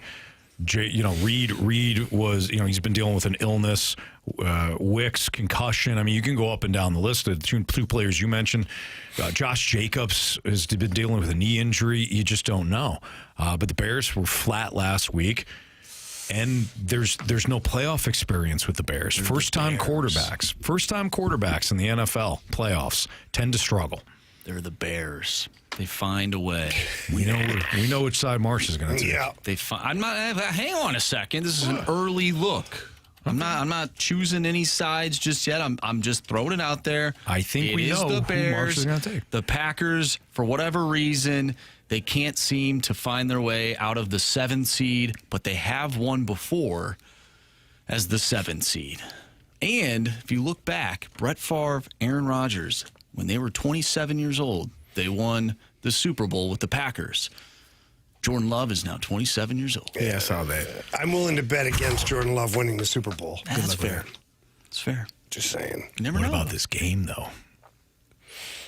I think we should skip ahead to the Super Bowl. I like Jamie's. Just kidding. By the way, I don't think I ever mentioned this, but we did tie the Rizzuto show in the NFL Pick'em Challenge. Yeah. So for the second straight year, we're going to the tiebreaker. And the tiebreaker will be we're all picking the playoff games this week. Yeah. Obviously, the combined score of each team, high score wins. Should have never came down to this. Nope. Should never came down to this, man. We really fast lane this one up. You know? Bottom line, it's on us. Everybody should have checked their phone. Did their job. But I don't know. I mean, yeah, did Been their an job. adult and answered messages. No, everybody should have played a lot better. Period. 13.5. Underdog. Bills, Jags. I think Jacksonville is being completely undersold like here, the Jags. which is weird to say. I like the Jags. Like the Jaguars. I mean, no offense, I root for a team that is always on the back burner and should be. They're irrelevant. Jacksonville's a damn good team. Mm-hmm. That offense has looked fantastic for 3 months now. Yeah. I mean, going back and they've won some bigger games. They beat Denver in Denver 34-20. Indianapolis, when they had to have the win, 23-17. They put 41 up against Tennessee. I mean, Tennessee's no good. The Jets are no good. But you go back throughout the year, 35-6 against the Chargers. The Texans, they had dead to rights until the Texans came back in the fourth quarter with 26 points. Was that the fighting Davis Mills? Yes. Yeah. I like Jacksonville a lot, and I like him in this game. Will they get Josh Allen? That's the question. I like Jacksonville, and I think you mentioned it earlier. You were talking about the Bills and their terrible run defense. Travis Etienne is having one of the better years of his career. They are playing. Liam Cohen has got these guys playing really, really well, and it's fun to watch. It's fun to see Trevor Lawrence playing at the level that you expected him to play coming out of Clemson. I don't think. I began to believe that he would never, reach that level or had that capability, but he's kind of settled in. He's turned the ball over more than I'm sure that they would like, but he's settled in. They're playing really well offensively. Defensively, they're playing really well also. I'm going to take the Jags in this game, and I only because I know the Bills got Josh Allen, but I also know they got a defense that is optional when it comes to the run. Yep. So I got the Jags in this one. I got the Jags too. Wow. I'm not giving away my pick just yet, Anthony. This is it's an early there could look. be other people. By the way, we can change. Absolutely. I'm just saying there's certain people that could be listening to our show right now. I don't want to give any trade secrets. It's an early look. It's our first blush look at the matchups. I'm not really committing. Right now, I've got the Jags. I don't trust the Eagles. It's weird to say this because of the defending Super Bowl champions. I don't trust the Eagles as far as I can throw them. But this 49ers team, at least you throw it, Anthony. How far do you think you could throw the Eagles? I don't think you throw them very far. They're kind of heavy. Honestly, I'd probably lift them up and I'd fall backwards. So negative 5 yards. That's a lot. It's a big team. In the second half. Brock Purdy took a hard hit on the final play of the game against Seattle. Mm-hmm. He's banged up with a shoulder injury. That was a crap sandwich. That really was. Yeah. Not going to win the game, and your quarterback got hurt.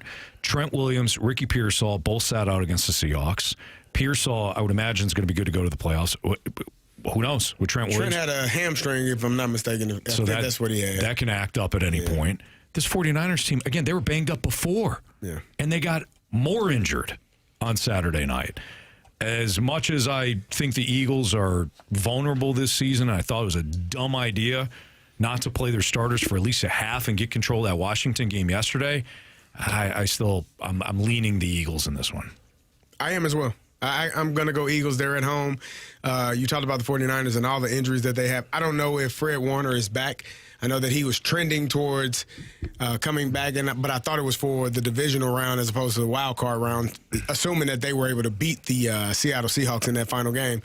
I got to go Philadelphia Eagles. They are rested.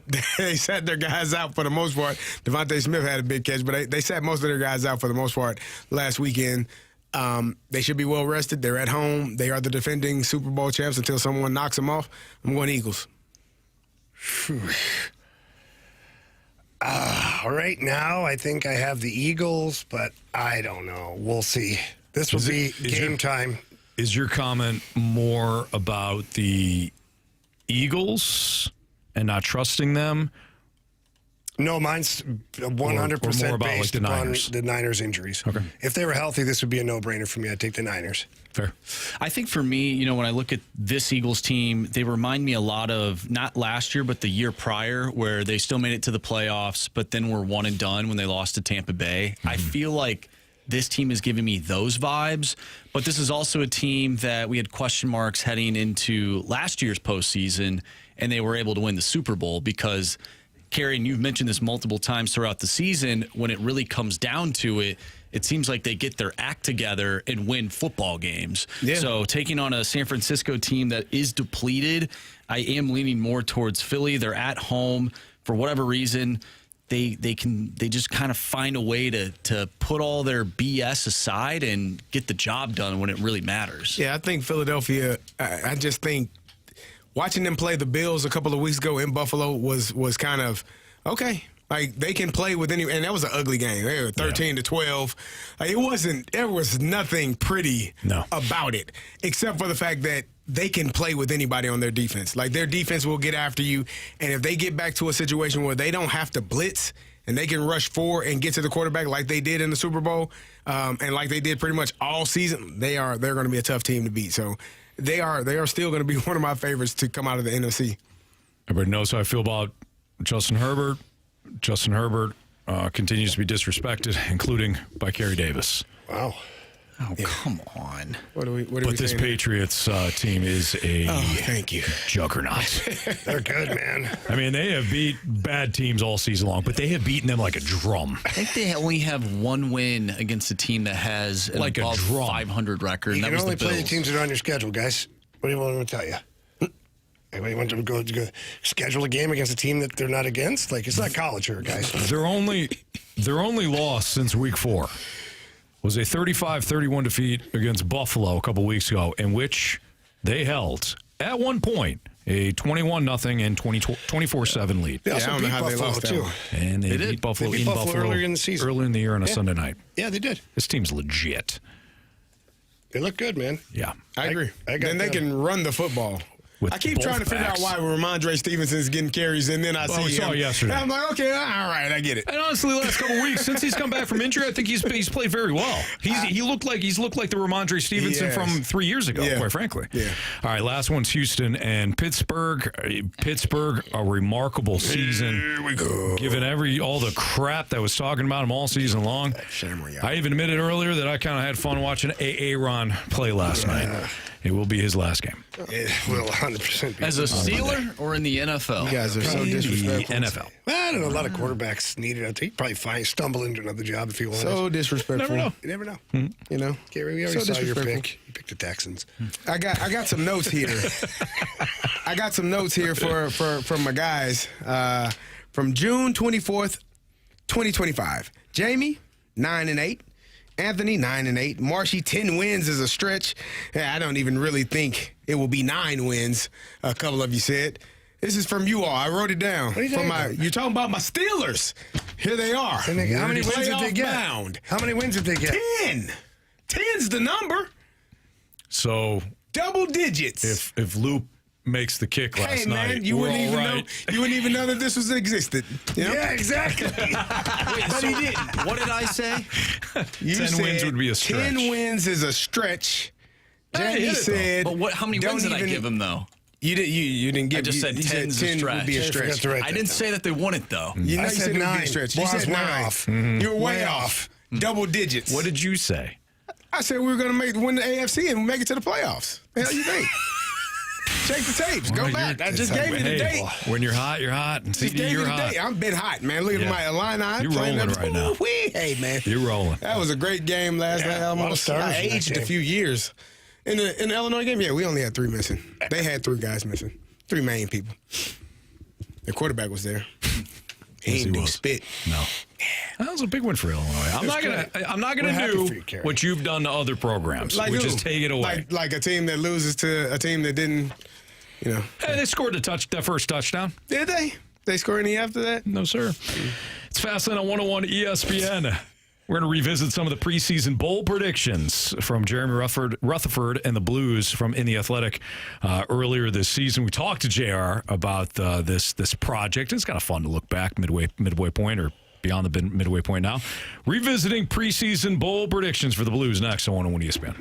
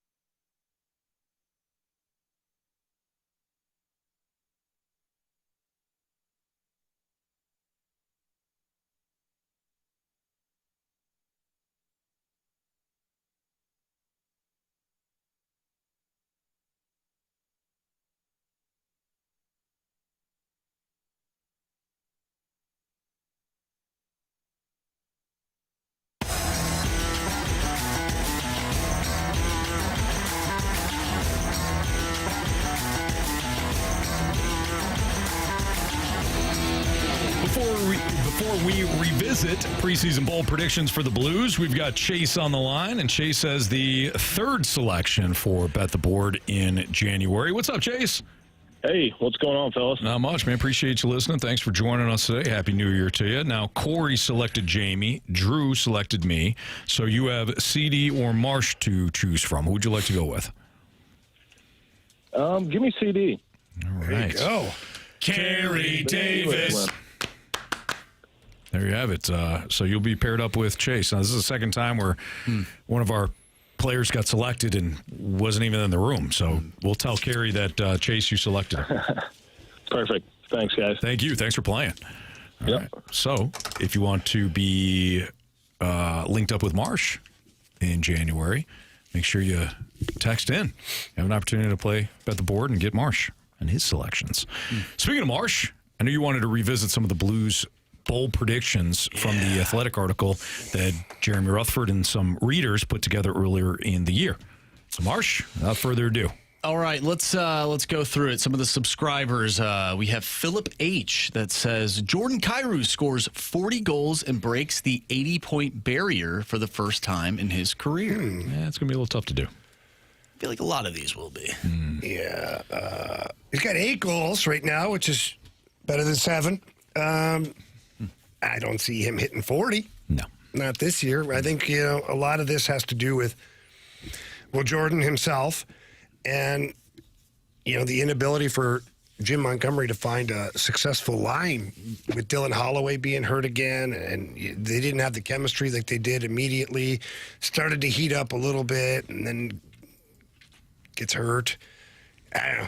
It just hasn't been a year for anybody offensively. No. Just having trouble scoring goals. And that means Jordan Kyrou is going to have a really difficult time getting to 40. It's not impossible. Nothing's impossible. But I would say this can be very challenging. A challenge. Yes, a good word. Like a goal a game. How many games they got left? He'd need almost a goal a game. Ew. Well, that'd be nice, though. I take it. Anything's possible, right? Yeah. You said it'd be positive. 2026? Yeah. It's possible. Let's go, Jordan. Highly unlikely, but So let's go to this next one because I just don't see this one happening either. But Jordan Kyrou, Jimmy Snuggerud, Pavel Buchnevich, Robert Thomas, and Jake Neighbors all score 30-plus goals. That's from ZA or ZA, perhaps. Short for pizza. Pizza? What do you think about that? Well, right now you only have 3 players with double-digit goals. Robert Thomas at 10, Jake Neighbors at 10, and your top goal scorer is Justin Falk. He plays defense, Jamie. Plays defense. Is that good? It's great for Justin. Okay. And I just, that's not going to happen. No chance. We have touched on this, and Daniel G. Oh, boy. Got this one right. Philip Broberg plays his way onto Sweden's Olympic roster. Yeah. Well done. I think the chances are pretty good of that. Daniel G. Happened. Good job, Daniel. Congratulations. Boy, Danny G. Way to see it. See it through. This one's interesting. Scott F. says Cam Fowler breaks his personal best of 48 points in a season. What have you seen from Cam Fowler this year? Not. Especially coming off the playoff that he had. Yeah. He was fantastic in the playoffs. Well, in the second half of the season, really, he was really good. Just hasn't been there. For whatever reason, he still skates very well, and, he's a reliable player, but, overall as a team, especially when you're a player like Cam Fowler, Cam doesn't drive offense, he supports it. And on the power play, he's a distributor, and the power play has not been good. So everybody suffers. Like when Robert Thomas only has, 30 points in 39 games, when Booch only has 23 points in 43 games, Jake Neighbors only played 31 games. That hurts guys like Cam Fowler because who's he passing the puck to? Right. Jordan Kyrou only has 8 goals, 17 points. I was working on something here earlier, Jamie. I don't know if you can see that. There's all the teams that have a 30-point player. Yeah. Some of them have multiple. Haven't gotten to a Blues player. Come on, man. I'm They've been working hurt. on it. We have one 30-point No, I said I haven't gotten there yet. I was giving you all But he said, remember 2026, be positive. Oh, yeah. So Blues have one. They do have one. They got Some teams they got 3, 4 guys. Some teams even have guys that have 70 points. What? Some teams have 30 goal scorers. Nah. No? Some teams hush your mouth. have a guy with 74 points right now. What? Yeah. Did he get a few of them against you a couple games ago? Boy, did he ever. Some teams have... Jamie hasn't played in a long time. No, not him. With 72 points and another player with 57 He'd points. hit somebody in the face with a stick by that point. I would have been thrown out of that game. There's no... I was sitting there with Strick Nasty there, Andy Strickland, and I was like, hey, you know what? Like, I get you. You're not going to win this game. Go hit somebody. What makes you say that? Well, there was a lot of things. Barely touching the puck being one of them. Did you say this while you were on your way to your seat, or was it after you sat down? It's probably about a minute and a half after I sat down. I said, okay, so you're probably not going to win this game. Now, one thing I can tell you from playing on a couple of crappy teams, the Islanders being the first one that comes to mind, teams would beat us, but halfway through the game, they would almost stop beating us because they didn't really like what was going on the ice. And then the next time they played you, they were a little more cautious out there. And I'm not saying doing something stupid, but run around and be a team that, yeah, okay, so we beat that team, but we really don't like playing against them. Yeah. Like, it's not fun to play against that team. I just thought it was too easy for the Avs. It was a game where everything was clicking their way, and there wasn't a whole lot of pushback, which I didn't like. I'm with you on that. You can still, if you don't have ultimately a talented team, you're still trying to. You can still be hard to play against. Set the culture. Yeah. We're going to be tough to play against. Yeah, and you may beat us, but you're going to walk out with a limp. Make Nathan McKinnon angry. Cale McCarr, Landeskog. Make these guys hate your guts. Sure. And hopefully at some point, it pays off. But either way, when you just let them skate around like it's an all-star game, it's not going to be any different next time. No. I mean, the outcome might be different, but they're going to come in with tons of confidence. True that. Why you do that? Trying to be a tough dad, but you've been making me laugh. Marsh, is that it? I think it should be it, Anthony. It's kind of a somber way to go out for the day. At least we did go out. That's for sure. We're not done just yet. We can still brighten the mood. Very true. We got Bet the Board, and we're going to find out who gets linked up with Andrew Marsh next on 101 ESPN.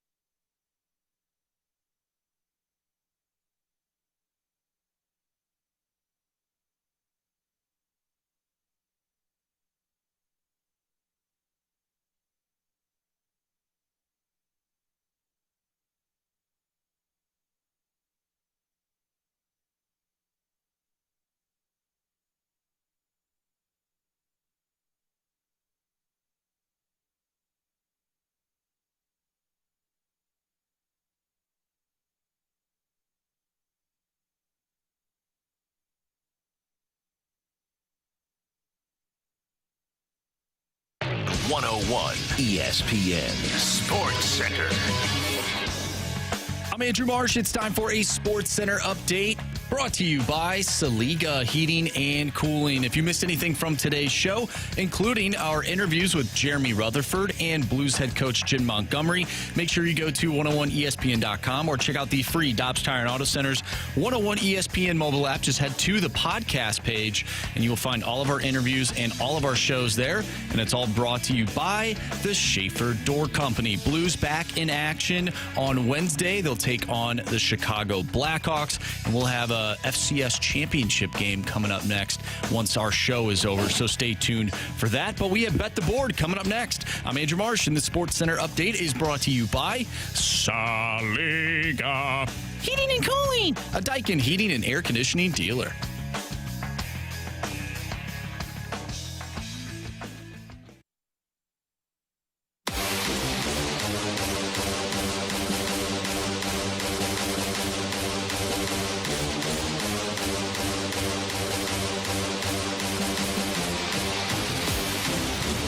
On 101 ESPN. Before we get to Bet the Board, we have our last selection for the Bet the Board draft in January. So Corey went with Jamie, Drew went with me, Chase went with CD, and we have to get Colin on the line to get paired up with Marsh. What's up, Colin? What's going on, guys? How are you? We're doing great, man. Appreciate you joining us. So you're going to be matched up with Andrew Marsh in January. That sounds great. Let's do it like Brock Purdy, last pick. Oh, nice. Turned it. I get it. Yeah. Turned into a star. You know what I mean? Totally. Absolutely. Saying Marsh. Yeah. All right, Colin. Good luck, man. We'll do this, Colin. Thanks, guys. All right. Marsh, by the way, you went with some C's. Corey, Colin, Chase. Bit of a pattern there. Andrew, care to explain? Yeah, like people texted in. I just chose them. I didn't know what the name was at the time. Oh, wow. There it is. Nice. What? You chose them. Another C word. Yeah. You didn't pick them. You chose them. I chose them. I guess they're the chosen crazy. ones. It's crazy today. Crazy. Yeah. He's all decked out in his LSU gear over there. Yeah, he is. No, why not? They have said there's a lot of LSU. Big Lane It always Kiffin says guy. Vikings across They can't read the that. chest. They can't read that. It's dark in here. They can just see the color. Purple and We yellow. got Andrew Van Ginkel on this hoodie. You got Kiff Daddy on the back. He's cosplaying as Thor. Daddy. Daddy. Oh, come on. I'm sure he's at a spa right now. Lane Kiffin is don't going to blame have him. great fun at LSU. I was hit. Might be at a spa too. Yoga. He's at a yoga class. Hot yoga. So Hot I like hot yoga. mats. do you? I do. Never done it. I almost pulled a hamstring there, though. Got sauna at the Rivers house now. Do you? Yeah. Nice.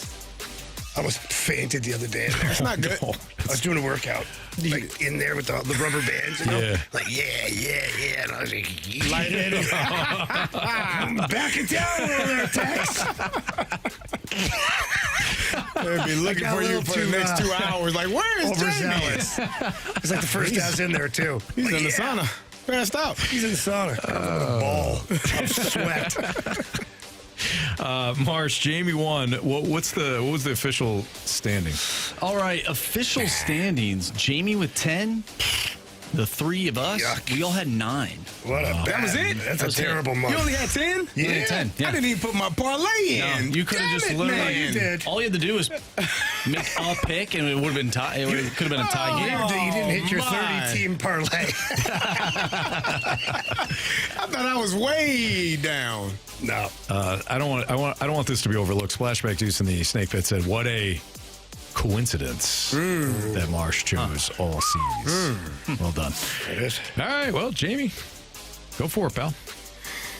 Oh, okay. I'm going to do a New Year, New Me. Come on. Just not for this. First period over.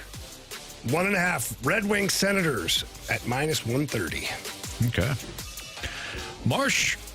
Oh, really? You can go next, Anthony. All right, live line. Give me Ohio State plus Get closer, 4.5 against Nebraska. They're down 12-5 right now, but I think that game's going to be a lot closer than the final. So plus 4.5 Ohio State live line against Nebraska. Little college b-ball? Yes, sir. Okay. Carey? Give me Jalen Brunson over 39.5 over 39.5 points, rebounds, and assists. Okay. Marshy. I'm going to go with the Minnesota Wild tonight on the money line. They take on the LA Kings. They are in LA. Go Wild. Wild are a solid team. There are some people out there that when they're in big cities, they just play better. Oh, yeah. One in this room in particular, Yep. Carey Davis. Yeah. Yeah. Always. Anaheim. Yeah. I love it. Gets a recall here. You know what? Maybe I should switch it up and go with the Pasadena Ducks tonight as they take on the Capitals. What do you think? Over the Rose Bowl parade. No, I'll stick with the Wild money line. That one's going to eat Carey up. It is. 'Cause I knew the answer. That's the worst when you overthink it. Yeah, it happens. Yeah. So all right. I don't trust myself, so I'm not getting away from that. You'll be fine, Carey. Trust my damn self. You'll be fine. You know? Yeah. Jamie knows. Oh, yeah. Whatever. Trust yourself. Sometimes you can't trust yourself. Very true. Very true. You have the body. Three of us know it. And you can figure out which three of the four I am talking about. Yeah, you guys are wild. Yeah. Mm-hmm. Come back, wrap up the show next on 101 ESPN.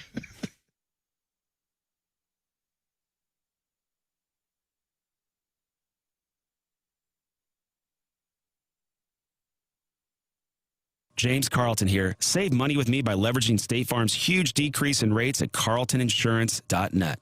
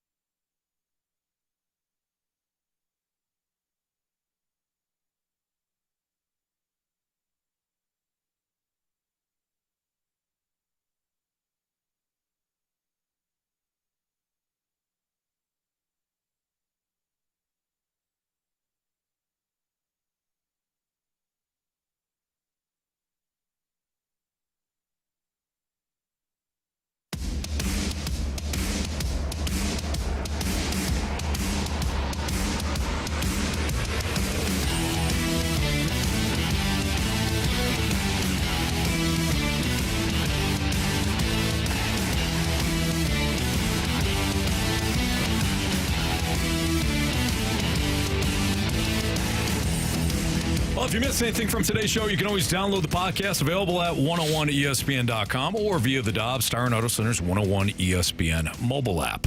All the podcasts, of course, brought to you by Schaefer Door Company. Time to find out what everybody learned today. Carey, what'd you learn today? I learned that the Tournament of Roses is in Pasadena and not in Anaheim. Yeah. I'm going to Google it just to make sure, but that's what I learned. I'm pretty sure you're right on that. Yeah. Jamie, what'd you learn?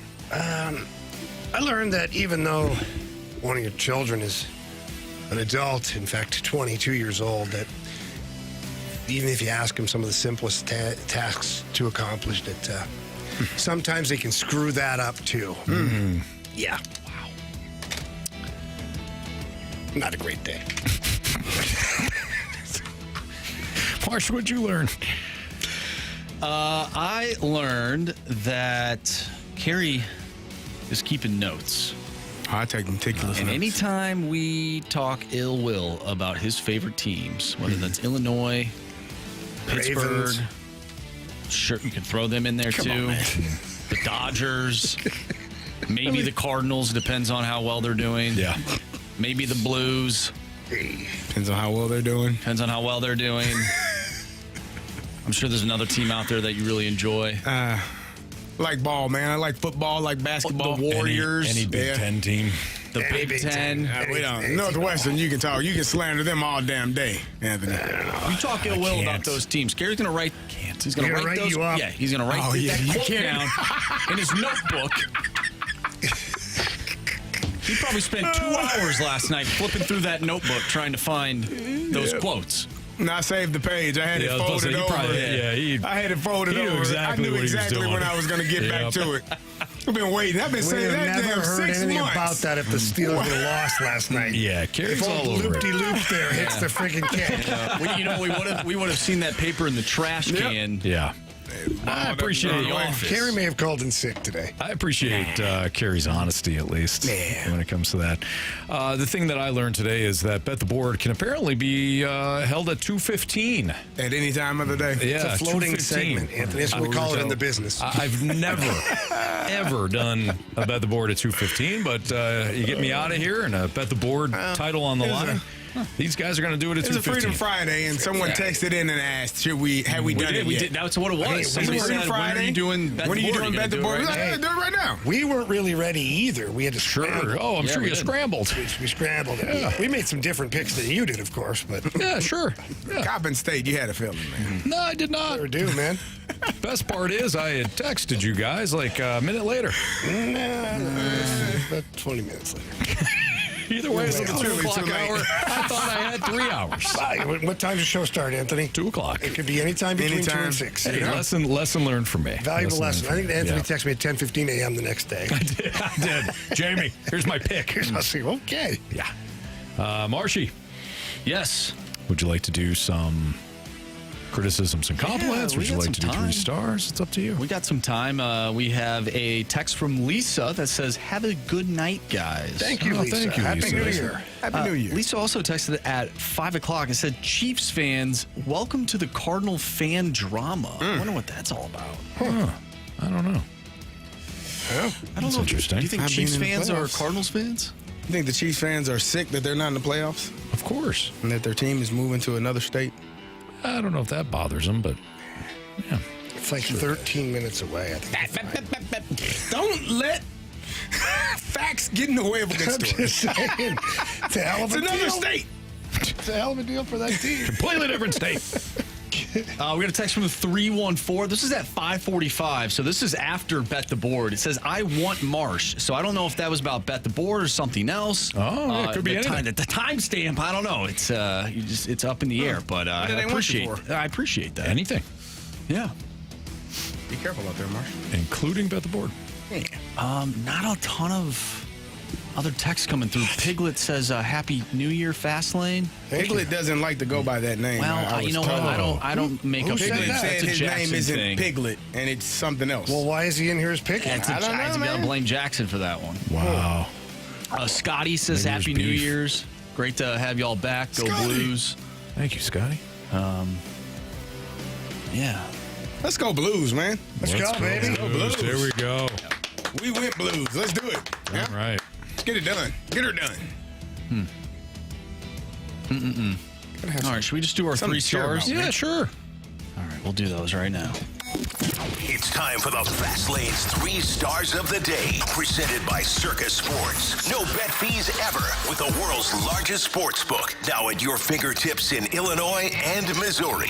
3rd star of the day goes out to being positive. Positive 2026. A lot of negativity today. Trying to be positive. Just be positive. Your favorite team is going to win. Going to keep playing. Mm-hmm. And if they aren't, they got next year. You know? Be excited. No, it's next year. It's this year. This year. Yeah. Next season. Next season, sure, but this year. Jamie's got 2 your teams that gonna he's waiting on for next season. Yeah, a little disappointed. You know? Although my firstborn. Yeah, oh yeah. They're back. Yeah, he's back, baby. Boy, at one point you had all of them. Yeah, I did. All of them in the playoffs. 2nd star of the day goes out to the Tournament of Roses. Yeah, in Pasadena. Yeah, not Anaheim. Not Anaheim. Who knew? Who knew? Who knew? Maybe it should be Anaheim. But we don't. It probably should be. It's only been in Pasadena forever, but that's I think fine. it's Either that way. far from Pasadena. Probably got to pass through Anaheim at some point. I'm sure. Maybe not. And our 1st star of the day goes out to Carey Davis's newest favorite musician, Rod Stewart. Oh, yeah. Rod Stewart. Rod drives me crazy. Yeah. Rod Stewart. Never knew. Learn something new every day, man. This show is it's not all about sports. It's obviously about stats and facts, and then you get some pop culture in there. Yeah. You know, you learn some things on this show, man. Rod Stewart. Who else here is talking about Rod Stewart today?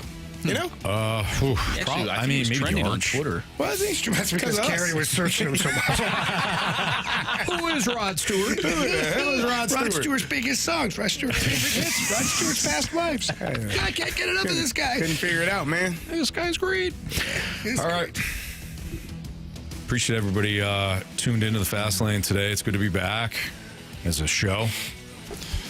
Oh, yeah. It's kind of weird having this much time in the final segment. Yeah, it is. What are we doing here? Normally it's like, mismanaged thanks that. for listening. What? No, if anything, he managed the clock very well. No, you did manage it. It's First hey. day back. I'm proud of you, man. Thank you. Yeah, pretty impressive. you've been out, and you've been off for like for a while. It's been a month. Not a You guys barely here. Spoken like someone that truly knows it. Yeah, Carey, you know. Jamie missed some time once. Yeah. Sure did. That was I was talking to the boss about that the other day. Were actually. you? Yeah, we were laughing. good. I'm glad you guys laughed. Oh, yeah, he's laughing. He's like, remember when we did that to Anthony? He lost his voice and everything. I will never forget that. Tuning into the show, and it was, Let's get nasty. I did not develop Let's Get Nasty until the Fast Lane. It was just part of the joke. Yeah, of course, I get you. Follow along would be nice. Okay, good. Appreciate you back. Appreciate you, guys James. back. Yeah. All right. Boy, I can't wait for the end of this week. Jeez, we just started. The two college football. This guy had so many days off, he doesn't want to be around us anymore. Thursday, Friday football, Saturday, Sunday, Monday football. It's going to be a lot We of got fun. football tonight. FCS. Oh, that's right. Montana State. Illinois State versus Illinois State. Montana or Montana State? I think it's Montana State. They're calling it. Let's go, Illinois State. They Go might throw Redbirds. 5 interceptions and win the national championship. It could Well, I happen. certainly did it before. It could happen. You never know. Yeah. All right. Well, that'll do it for us here in the Fast Lane. As Marsh just said, we got the FCS championship. Go Redbirds. For all of us, we will see you.